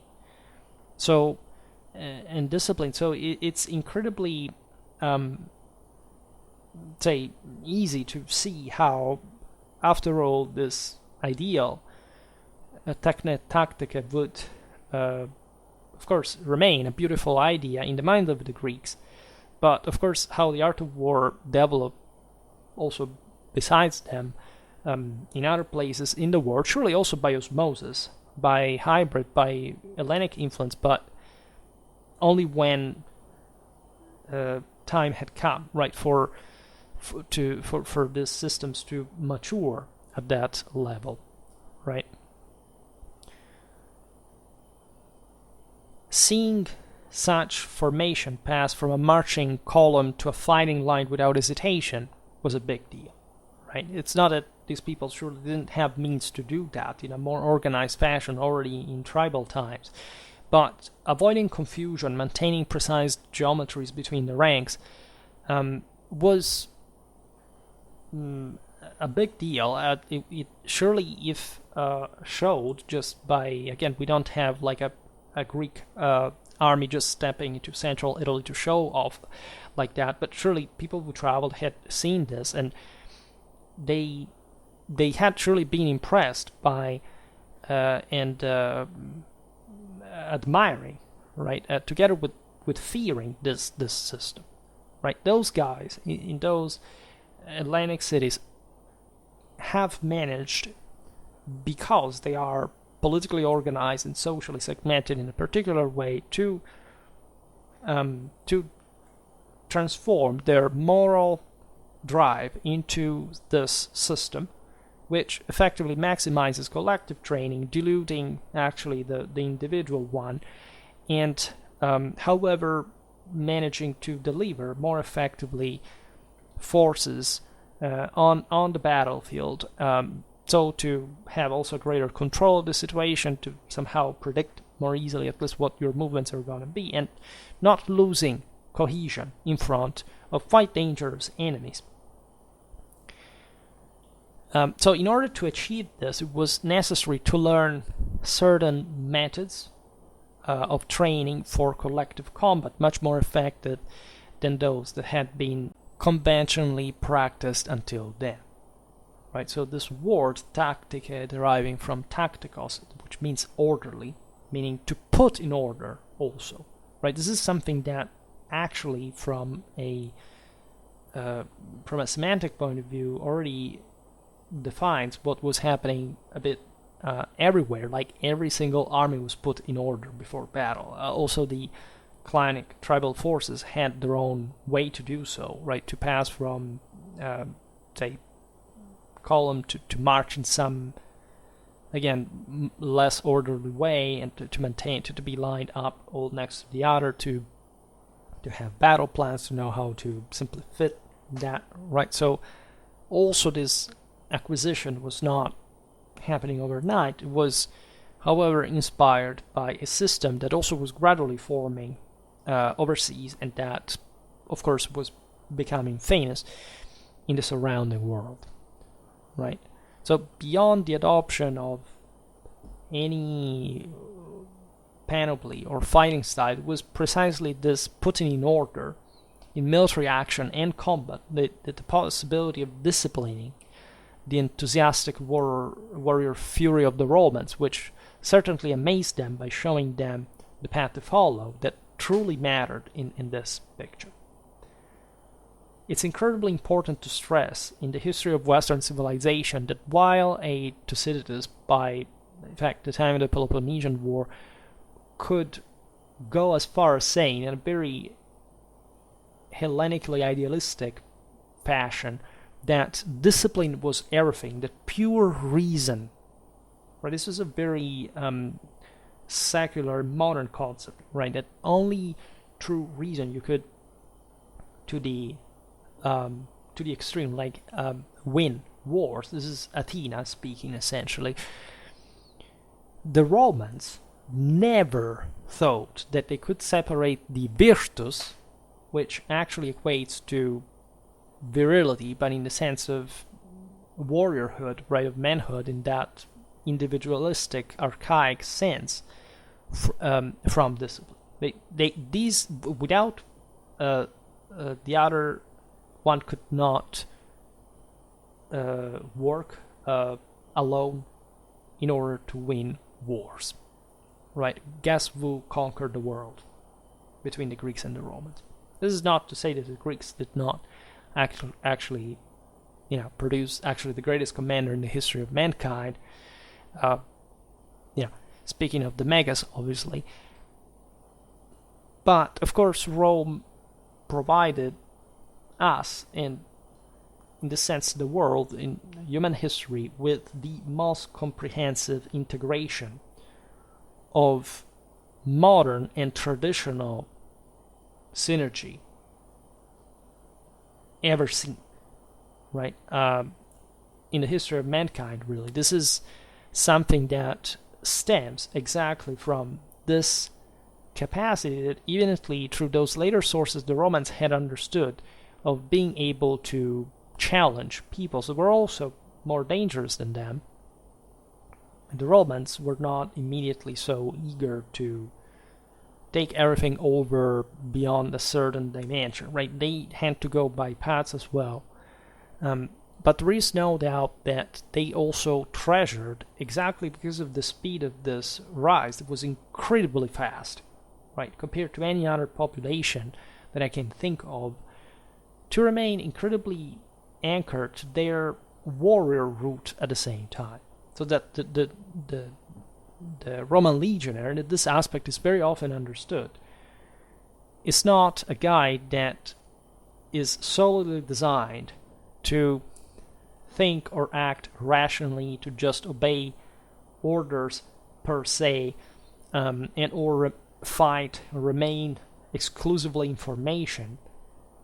It's a guy that is disciplined as much as he is individualistic, right? He's left the proper space, room, both mentally and physically, in the formation to act, even if necessary, as a formidable individual fighter, basically in any kind of circumstance, which is also a bit the eulogium that, as you know, was made of the Roman legionnaire by the Greeks that recognized what the Romans had accomplished, and that is really the key of any true civilizational power whatsoever, because it also corresponds to the actually traditional formula that we have seen countless times, that is to say that divine transfiguration can be obtained in holy war, in holy combat, exactly, only by evoking the darkest side of yourself, but being able to rationally tame them. And only that will give you eternal victory.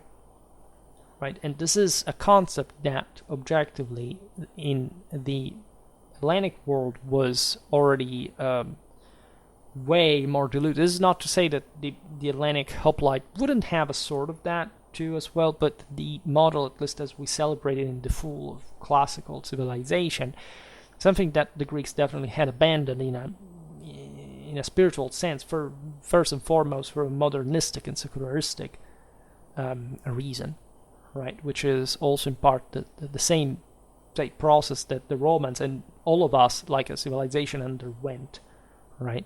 To think at some point it's just a matter of numbers, right? It's not a matter of evoking a spiritual force, which of course no science can tell materialistically what the hell it is. Life, consciousness, existence, all things beyond. Still today, any trace of scientific evidence, and this is what essentially still those archaic cultures believed. Also the Greeks, by the way, even when we look at their, in fact, more advanced times, like in that when they had a partially began to, again, I made a video about the rise and fall of the Hellenic civilization, but this is also notorious. So there is no doubt that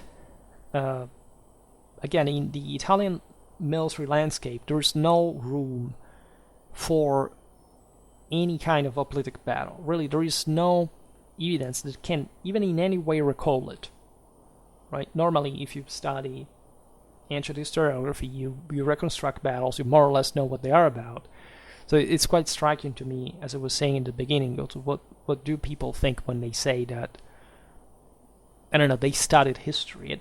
So what kind of links are present to? And the interesting thing you see is that, if you remember what I said about those guys at the beginning, is that they're actually talking by hearsay, but they don't know what's the source of that hearsay, which is paradoxically a same Roman hearsay, which is wrong, however, and that means a different thing that they are thinking it means, by the way. So the worse, right?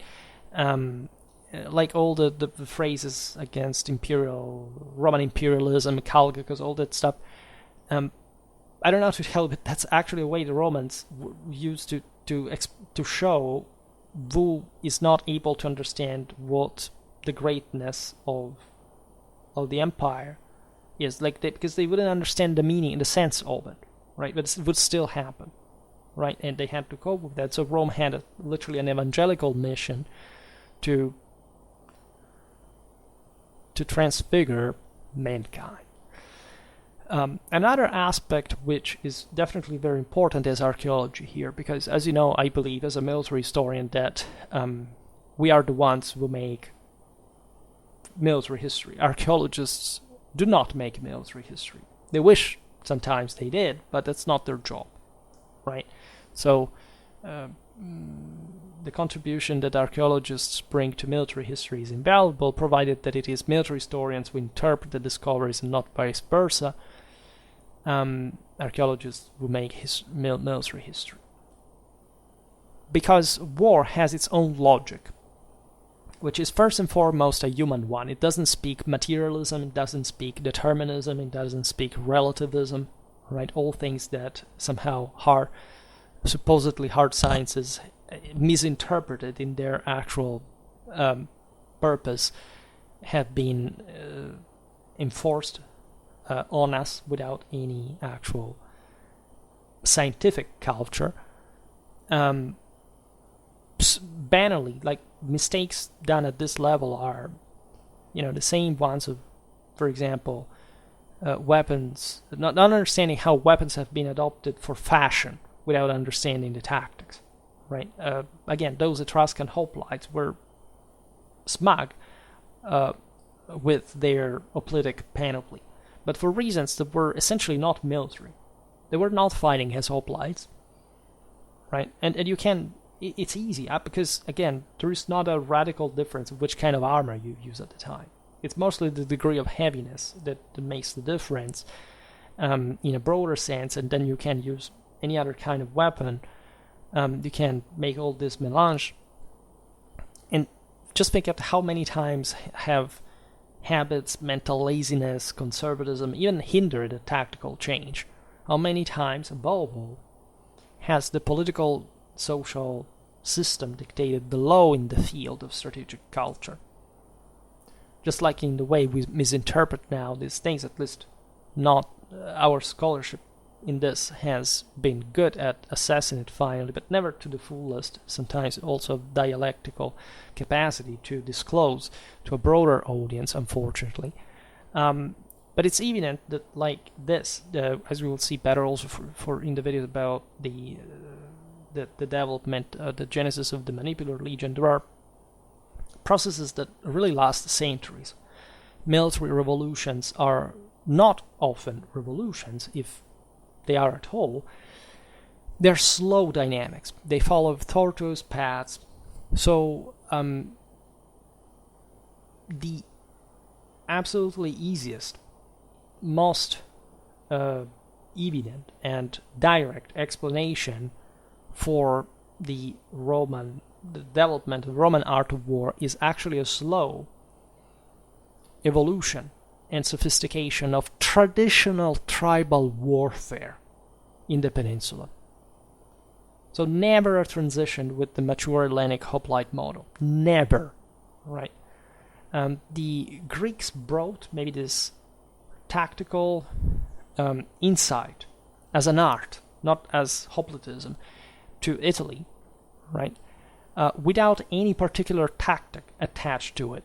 This is in many ways the same for Carthage. Like you find for the Carthaginians, again, the idea that they fought in hoplitic phalanxes. Go on the internet, see on forums, on Facebook, whatever, how many people actually repeat this, right? And I always remember how Connolly mistranslated Lonke as for the heavy javelin of the Libo-Phoenician infantry with Sarissa from the Loeb translator, and every idiot has followed him, including those Osprey drawers who literally represented at some point, you can find it on the internet, a Carthaginian warrior with a Macedonian pike, right? And people will believe that, right? Because they essentially toy with an idea of things they do not understand, that they have never studied, they're not really aware of, but that they want to show off, because they think that in this way they're somehow more authoritative and manly, and instead they actually achieved the opposite result,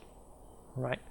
We often confuse these two plans, but they're actually distinct and distant, right? Technology and the art of war, especially. So, is there an example of what could be hoplitic, say, order, right, in a practical way? Well, of course, we have, for example, the hoplite organization and tactics taken from Thucydides' description of a Spartan locus at the Battle of Mantinea in 418 BC.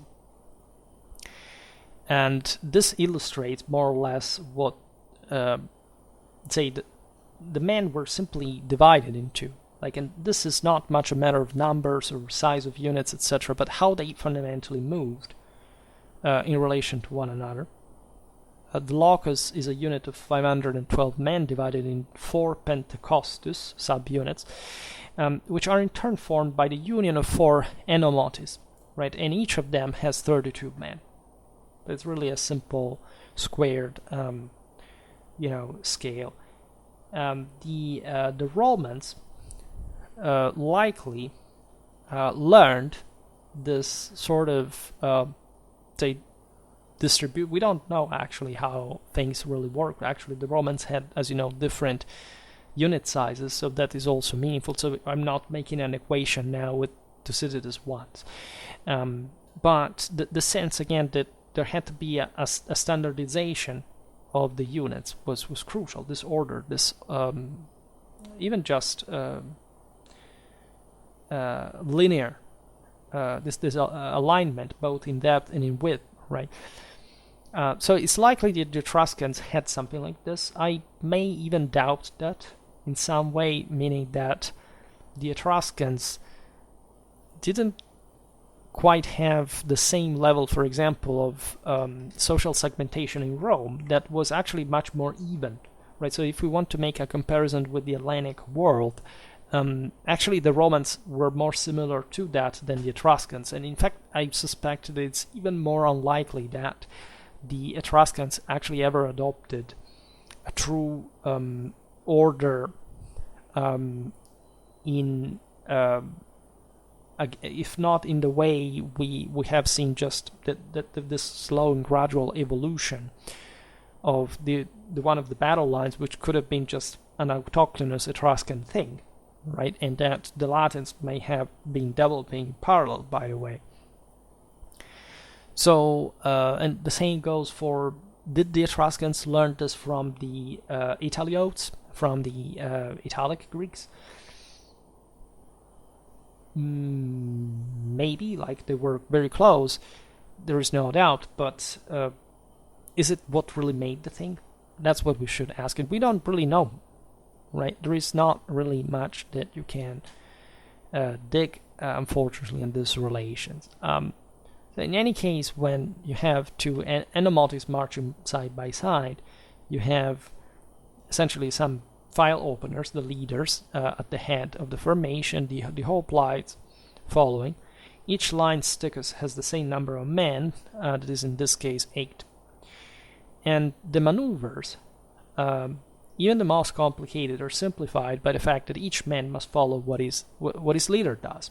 This is a very fair principle, and it still occurred, as we've seen at the time. And still, even the clan leaders normally were followed by their retinues in that fashion. Later on, the manipules, the famous triplex acies, fundamentally followed, a bit like Napoleonic columns, the same principle. It's easier for a unit to remain cohesive when having a narrower front that allows also to just bypass obstacles more easily without disrupting the formation. Right, so when the phalanx reached an appropriate safe distance from the enemy, the commander-in-chief, in Greece was known as the Polemarchus or Strategos Autocrator, gave the order to deploy this phalanx in line, right, from column. And each logakos, that is to say the commanders of the locus, began thus this deployment of the troops taking place towards the left, right? We don't even know exactly how this happened. meaning that there are different, especially we have, interestingly enough, some column orders of the Roman army throughout her history, but we don't know exactly how they would pass from that into the, in fact, into the line formation. This is interesting because at least there are some ways to do so, and even in fact, the arrangement of these troops within the column, for example, one of the italics right during the Republic, it leaves you some way of speculating. You can also calculate on the base of the unit sizes, the spaces, but it's very complicated and there is no univocal answer, right? So in the case of the Greeks here, I made the example from Thucydides because we know that, but aside from the fact that it could change over time, we're and from army to army, by the way, we don't have that evidence specifically. We know much less about the Roman army than it's commonly thought, right? There are some things we know much more about, for example, the Hellenic classical phalanx than actually the Roman army in all her might. And the Romans actually would never write something like Thucydides wrote. This is the interesting point, right? It's actually sad because, of course, we would have liked to know. But I think always that, in a way, that silence is much more precious than any other of these works because it just tells you first and foremost what the Roman mentality was. And if you want to understand history, I think that's the first thing useful. And it matches perfectly what we know about this. So in this Thucydides hypothesis, by the way, because we reconstruct this in a way, the overall length of the locus is something like 320 meters. The last enomotive would be aligned with the others after less than 4 minutes, right? The gaps between the ranks of men allow, if necessary, to continue the advance against the enemy without the risk of becoming disordered, by the way. In the preparation for the actual combat, the physical clash, the hoplites will close ranks normally. This again is an interesting object of discussion because, as I was saying before, the notion that the gaps between units and subunits that exist in every army should be exploitable tactically is nonsense, right? Because they are simply smaller than a unit that has that specific order functionally, and if you lose cohesion to squeeze yourself into that, what kind of advantage do you actually acquire? Nobody really understands that, right? Which is a completely different thing from, say, breaking an enemy line into making one side collapse as would normally would be the thing, at least, simply achieving the collapse of a section of the line and managing to bypass the enemy to outflank him and maintaining also your own cohesion and combativeness. You can just, if the enemy is frontally engaged, you can't move. Of course, just even a loose formation can be enough. We've seen it in various even treatises of even Byzantine era and so on. These are universal things, but the idea, the notion that, if I close the ranks and there is some greater space than on the battle line left open by such narrowing, it's not really something much of a problem, actually. Just think about the endless as somehow sterile debate regarding the distance between the Roman maniples in the idea of whether they would fight in the checkerboard formation also in battlefield or not. There is no answer to that, actually, and it's funny also to see how people spend themselves to try to actually claim that their hypothesis is better than the other, while actually there is no evidence in no sense whatsoever for either one of the two. So it's again, there is a functionality, but without evidence you can at best speculate, right? So to conclude, the leaders of the rare sticus led their men into the free spaces between one row and another in order to form a compact front at that point, with a hoplite essentially occupying a width of 90 centimeters in front. It's a pretty thick order, consider that Polybius at least says it was a broader one for the Romans, which, however, is not general, right? I found a guy on YouTube making these shorts. The Romans were outnumbered also when they weren't, because they had this almost open order by the Polybian measure. The other known is from Vegetsus times, and instead is as tight as a phalanx, as if this guy wouldn't even understand that. Of course, first of all, you needed space to do so. There is also depth, and there is also, at best, also a wider front at that point that you could use to envelope the enemy. So this idea of they would be outnumbered even when they weren't, just for the frontal line, it doesn't make any logical sense. But you have all this sort of history experts here that know better, so they can develop all their theories on that base. Finally, you have the promachoi, the best men in the Hellenic phalanx, fighting in the front lines, as it would, in a sense, be similar basically in any other formation. Like Xenophon is quite open about this. Again, the best men are normally the one in the front. The same goes for the one in the Roman Contubernum that likely was representing a file. Here again, you have on the internet videos of, oh look, there are 2 guys in a gym, or 10 guys in a gym on two ranks that change front 180 degrees. Unfortunately, that's not what you can do with a unit functionally, because men first of all are deployed with a specific order. So if you just make the weakest ones from the other side, it will not change much. Also, men occupy still a different width compared to the depth, so there is counter march, in case you don't know, and it's one, in fact, of the things we described for the Spartan drill in that video. It was all a complex thing that you must learn and acquire in this order, which a bunch of idiots with replica weapons in a gym in the 21st century shooting this thing, hopefully not claiming that that has anything to do with actual warfare, are probably not even aware of. So the file closers, fundamentally, the Uragos, this guy had the task of keeping the formation compact while also preventing the men from fleeing. The Romans had their own, as you know. Only at this point, you can have the advanced phase, right? When everything is regulated, everybody's lined up exactly where they have to be. They're trained for this, and now they had deployed. It's mostly also a matter of saving time. It's not that you can't line up soldiers again, or also in a tribal context, but you have to spend more time, and this means that you're going to have a disadvantage on the enemy that could also exploit.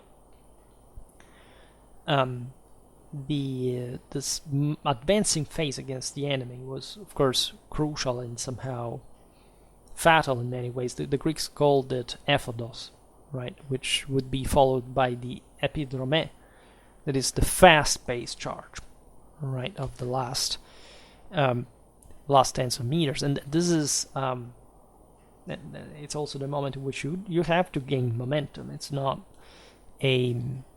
just a walk and then you start poking yourself with spears. They literally smash into each other, right? And there was an enormous pressure. The Otismos, we know that there were some corpses squeezed, standing still on their feet, because between the two battle lines, as pressed as they were. But hoplitic warfare was not only about that. It tendentially was in the clue moment about that. Finally, as a spin-off, I would like to stress one aspect about Roman warfare that you do not find very much in Hellenic literature.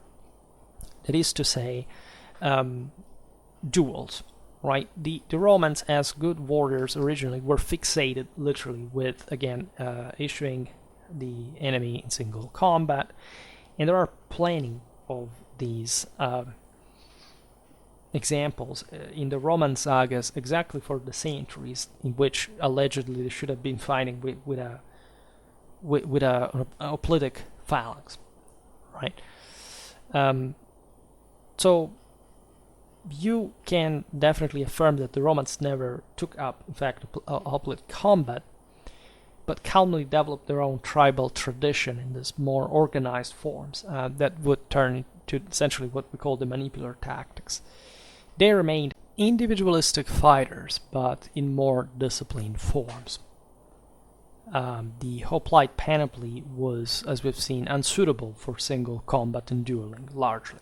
Right? It could even be conceived like that originally for the heavier guys who could train more than the others. But as we've seen with the development of the polis in that specific civic system, this very possibility was de facto lost because simply the average citizen soldier didn't have literally the time or the energies, meant so the wealth to afford constant training, right? Also in peacetime, right?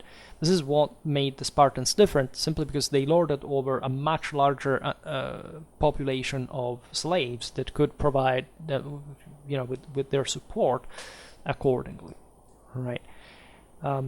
So placing even the Spartan culture in contrast with the Roman one, which instead seems to have been explicitly designed and precisely for these, all life purposes. Let's say in also a much bloodier myth grinder than the one the Spartans habitually, at least, faced.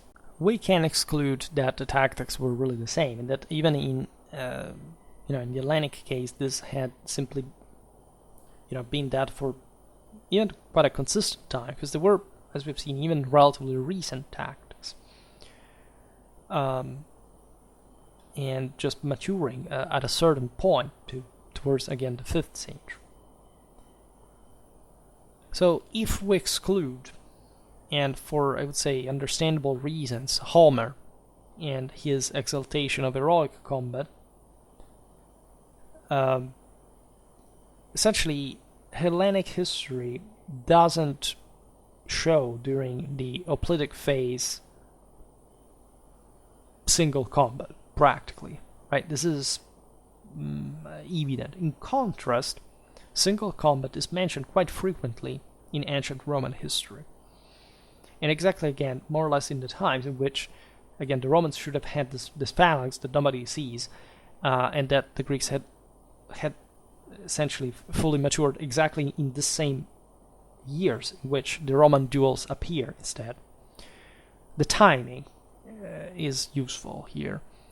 In general, again, these are myths slash stories, right? So they are, of course, presenting us with an ancestral anthropological archetypal meaning that, however, when repeated, was describing, aside from the historicity of the individual characters, an actual way of war.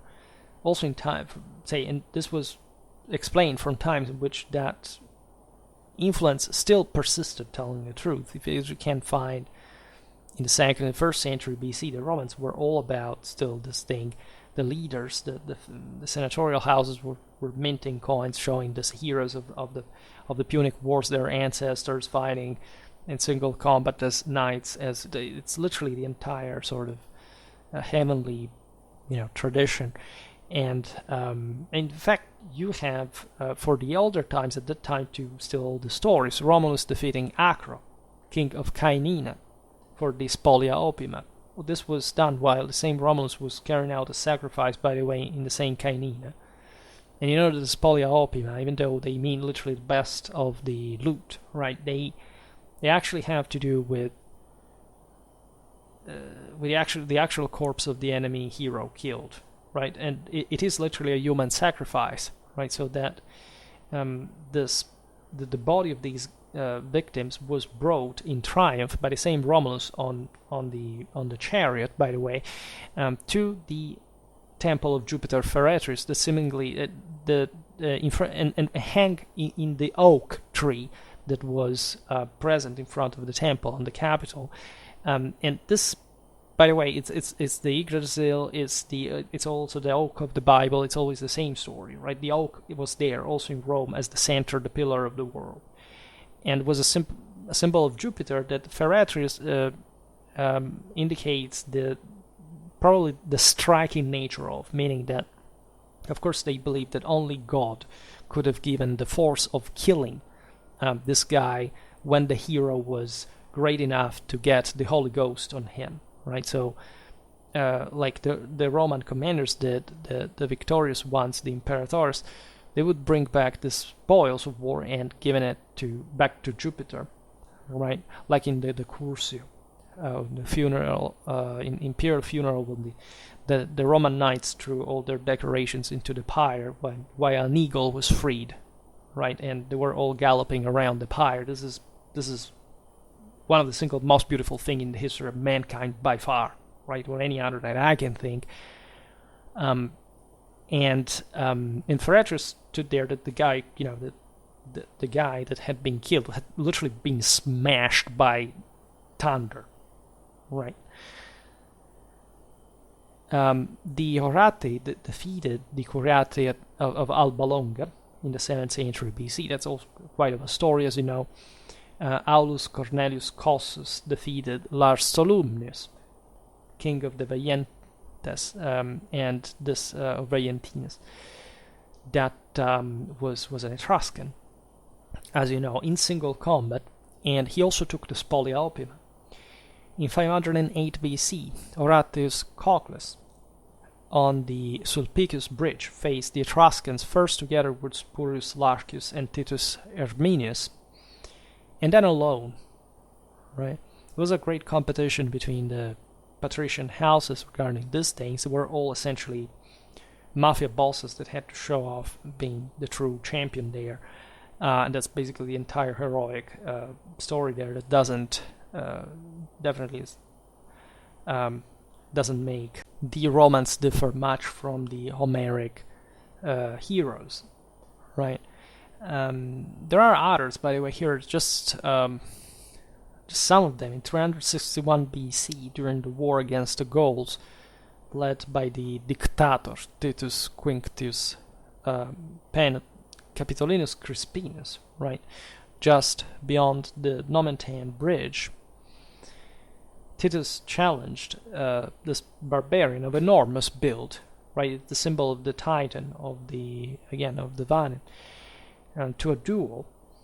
After taking the torque, stripping him of his torque and putting it around his own neck, he earned the nickname Torquatus, from the torque, in fact, for himself and his family. This is a big deal. In Livy's story, you have, even like in all these other cultures, again, of the Olympic gods against the chthonic race that was bigger, more muscular, etc. The sense of David against Goliath, right? Reason over stupidity, fundamentally, and or in fact spiritual elevation over, just mere senses, right? And the Roman David does even better than the biblical hero, because here Titus Manlius is let's read it. It says that the Roman, holding the tip of his sword high, struck the lower part of his opponents with his own shield. Then, having insinuated himself between the body and the weapons of the latter in such a way as not to run the risk of being wounded, with 2 blows launched one after the other, he pierced his belly and groin, causing him to fall to the ground, stretched out completely in its size. Titus Manlius refrained from attacking the body of the enemy who collapsed to the ground, limiting himself to stripping him of the only of the torque, which he himself wore, covered as it was in blood. And of course, David used this link. This guy goes against this giant and disembowels him. So definitely, right? If you look at, I don't know, even a Spartan panoply is not as individualistically designed as the one of an average Italic warrior. There is no doubt about it. But this was normal. It was true for the Germans. It was true for the the Dacians, the Celts, the Iberians, and even other peoples that were just more warlikely tribal, and therefore individualistically just set on that path, right? So what you find until the mid 4th century BC is that definitely the Romans had already understood how things were going, right? They must have completely by then abandoned the hypothetical fascination with hoplitism that they really never had, and step up further in the history of civilization with their own way of war that was actually one of, if not the single most unique in every single aspect in the history of mankind, right? And so hardly any copy or say sort of a random chance without merit, especially. And this is I think one of the most important chapters that I wanted to make since the beginning of Schwerpunkt, because it may be my favorite topic. I don't know, maybe the manipular religion is, but in the last years especially, I observed these other aspects which I think are much more interesting to the radical degree they explain the essence of Roman warfare and its nature. It's something that I think is ignored to a significant extent. It is overly simplified. I mean, I know that there are YouTube videos talking about this for sure, but I doubt that they last, I think, almost 3 hours like this one. And the reason being quite simply that until one gets into the actual deal, this is not even to say the depths, because this topic alone I could make, like if one were to be extremely thorough with all the historiography, with all the sources, like have to make, I don't know, 30 videos, and we can naturally do that, right, of the same length. But it's also about, of course, making this content accessible, and apparently already a video of 2.5 hours is not that accessible for the average person's tastes, but this is exactly the point, right? That here you have a privilege that you also have to earn by watching and understanding this, so it's not for free evidently, but at least the chance is yours, right? And I give it to you so that you can evaluate this fruit of, say, this polyopium, we can say, from the historical process, and you can evaluate, I think, with a bit more of objectivity, at least, than the one you may be habituated just by, not being particularly familiar with this, but especially looking at how, on average, it's dealt with on the internet, which is horrifying, and I don't really think it's funny anymore, right? Especially after so many years. At least I think the moments of the greatest debate of this stuff, to a degree, was the 10th of the century. Today we're already in another phase, which is actually declining. Also in the interest for history in general, I think. So this is not perhaps the best moment which to make these videos, but I think it's still incredibly relevant to talk about them, because history is always there. This is what it's often forgotten, is that people can in fact forget it, but history will always have been the same. This is not about who writes it, who does it, but the fact that it happened, and it happened in reality. So whatever you do, whichever world you live, just know that this is real, this happened, and we have to cope with it because we are a result of this world. So even if we may not be perfect in the way we carry out this job, and just by default much has been lost, there is always the possibility of improving. And this doesn't come from just a passive list of, 10 minutes of, the Romans didn't really have applied tactics because, they had a different type of equipment that was more individualistic, and there is no evidence of hoplitic battles, and hoplitic tactics didn't really spread pretty much anywhere else aside from the Hellenic motherland point. That's it. But if you don't explain the deal as a whole, it's highly unlikely that people are going to remember that 10 minutes thing, and especially it's unlikely that they're going to understand fully the entire implications of that. They're going to understand something else. They're going to be distracted, say, by in fact the very simplicity of it, paradoxically, rather than saying, why does this guy have to talk about this for 2 hours and a half? Well, because it's important to talk about this for 2 hours and a half, and only when you understand it, you'll say, well, yeah, that was the case, right? So this is definitely, at least I hope, intentionally not my last video about Roman warfare. However, we'll talk about this because, as we said, there is a lot of connection with the genesis of the manipular tactics, and there is really a lot to say, especially also how the Romans reached this conclusion, which was mainly due to the Battle of the Aldia River, and probably also the same Samnite Wars, but for reasons that are not exactly what, again, the mechanism would make you think, at least reasoning in those terms. It's